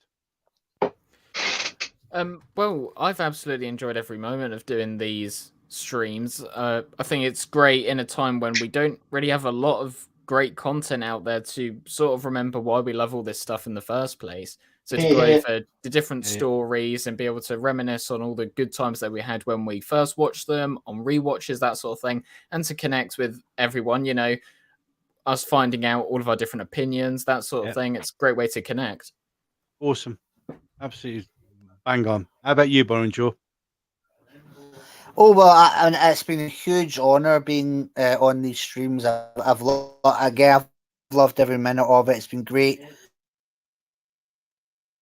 As he goes, definitely That solid. says it all. Yeah. I mean, you know, there's you guys, His mic's cutting out again. Losing years, connection. and Golden Age Geek is obviously someone who was introduced. So I was introduced via the revival. So you know, that's a lot of interesting and different perspectives. And yeah, I mean, this series has actually made me go back. I mean, obviously, I'm never done with Doctor Who, but I hadn't watched it for quite a while. Well, what could be better than that? And I hope that the chat Now, has also Oh, felt he's so. back. Yeah. It's all right, Boron Joe. You were cutting out. We lost about half of that conversation. Sorry to Not say. to worry, the bit we got was wonderful, and we all feel the same way. Yes. Copy. Well, what can I say? This has been, well, one hell of a journey. That would be the best way to put it. It's It been would. fascinating, entertaining, enjoyable. You've been there every step of the way, Gopi. All the way. It's so solid. It's been brilliant. It to meet people, people regularly tuning in to watch the wonderful people who are always in the chat. It's been great to sit and have a chat with people with different opinions, and we don't therefore try and wish each other harm and block each other and shout at each other and scream at each other, because you know what, we're allowed different opinions, and that's the whole point of this. Is fandom is supposed to have a chat. You know what I mean? It's Not only that, but I personally am really looking forward to meeting you, Gopi. yes. I don't know if it's practical, but I'm hoping perhaps in the next month. Yeah. Because there's a space marine. I know there's a marine waiting your name for on me. it. Yes. Yeah. And there's a lot of marines to look at as well now. Yes, Because they're yes. quite busy. Yeah, it'll bring back some memories, that will, mate. But we might even get a game in, Gopi. Yes, that might You be can a good remember how to idea. shoot straight. Well, if I can remember how to do that now, but no, it's been a privilege and an honour to do these streams. And it's great that you've had, you're getting the good news that you've had, John, and I know other people like Tidy Spiders really enjoyed listening to these when he's been going through his treatments. Well, for us both, me and Tyler Steiner, Yeah. to end up with such positive results. Wow. It's fantastic. It's I absolutely you know, fantastic. I can't. This is the thing, probably. I can't explain it. Yeah. There isn't an explanation for what's happened. It's not supposed to have happened. Yeah. And, that is really affecting, it powerful. Yeah. And you can see how it's driven me to really engage with life and take life back by the horns, full tilt. Absolutely. And as I said at the start of this stream, doing these streams and you guys' company and everyone being here every week in the chat, as well as Owen Shaw and Golden Age Geek and yourself, it's amazing. It's been And awesome. my final thoughts is I'd like to remind everybody what this has all been about, which is you and your health. Yep. I got into this mess because I was pushing to be heard, but also because I let myself get lulled into a false sense of security and didn't push earlier. Yeah. And the message is persistent throughout. If you're worried about your health, as we get older, you really have to keep an eye on these things. You do. And you must go and get those tests. I had a chap get in touch with me not long after these streams had started. He sent me the most brilliant message. He said that he had 2 twin daughters who were 12, and he was just coming up to 60, and he'd been scared for years to have cancer tests because he was scared of what if it came back positive. Yeah. But listening to me and checking out the streams gave him the strength to go, no, I'm going to change my attitude, I'm going to be proactive. And when he's gone and had those cancer tests, and of course he feels so much better having had those tests and got an all clear. Good. But it's engage with your own health. Yeah. And as Gobby is now doing. Yeah, absolutely. Because he's now his blood sugars, he got a bit too high and he's gone into the diabetic range. Yeah. So, we've got to look after ourselves, think about ourselves and keep ourselves going so that we can still talk about stuff that we love together in 5 years, 10 years, 20 years. Yeah, absolutely. So, above all else, look after yourself, everybody. Yeah. Go get tested. We have been Why We Love Doctor Who. We have indeed. And we finish up sharing our love for all of you. Absolutely, 100%. It's been an honour and a privilege to do these streams, and it's time for the final outro. So yes, it is. I remain John the White One on Twitter, as is Golden Age Geek on Twitter, and I believe it's the Run Guy One off the top of my memory. I think it is. And of course, you are the inimitable Gobby Guy. It's always there. It's always there. It's above me. It's above and me. You all know where we are. Yes, we do. And we will be back. Yes, one day we'll be back. Just go forward in all your aspirations and know that I will always be on your side, sort of thing, because I can't remember exactly how that went. Yeah. But it went something like that. Classic stuff. Goodbye, everybody. Goodbye. Lots of love. Thank you so much for joining us. And just before we go, I wish you all the best with everything, gents. I'm experiencing some adversity myself, and you have all been an inspiration. That's the best comment to leave on. Thank you so much, everybody. And we'll carry on doing the same thing. And if you need to talk to any of us, you know where we are. Yeah, our DMs are always open for everybody. And with that, ladies and gentlemen, it's time to say goodbye.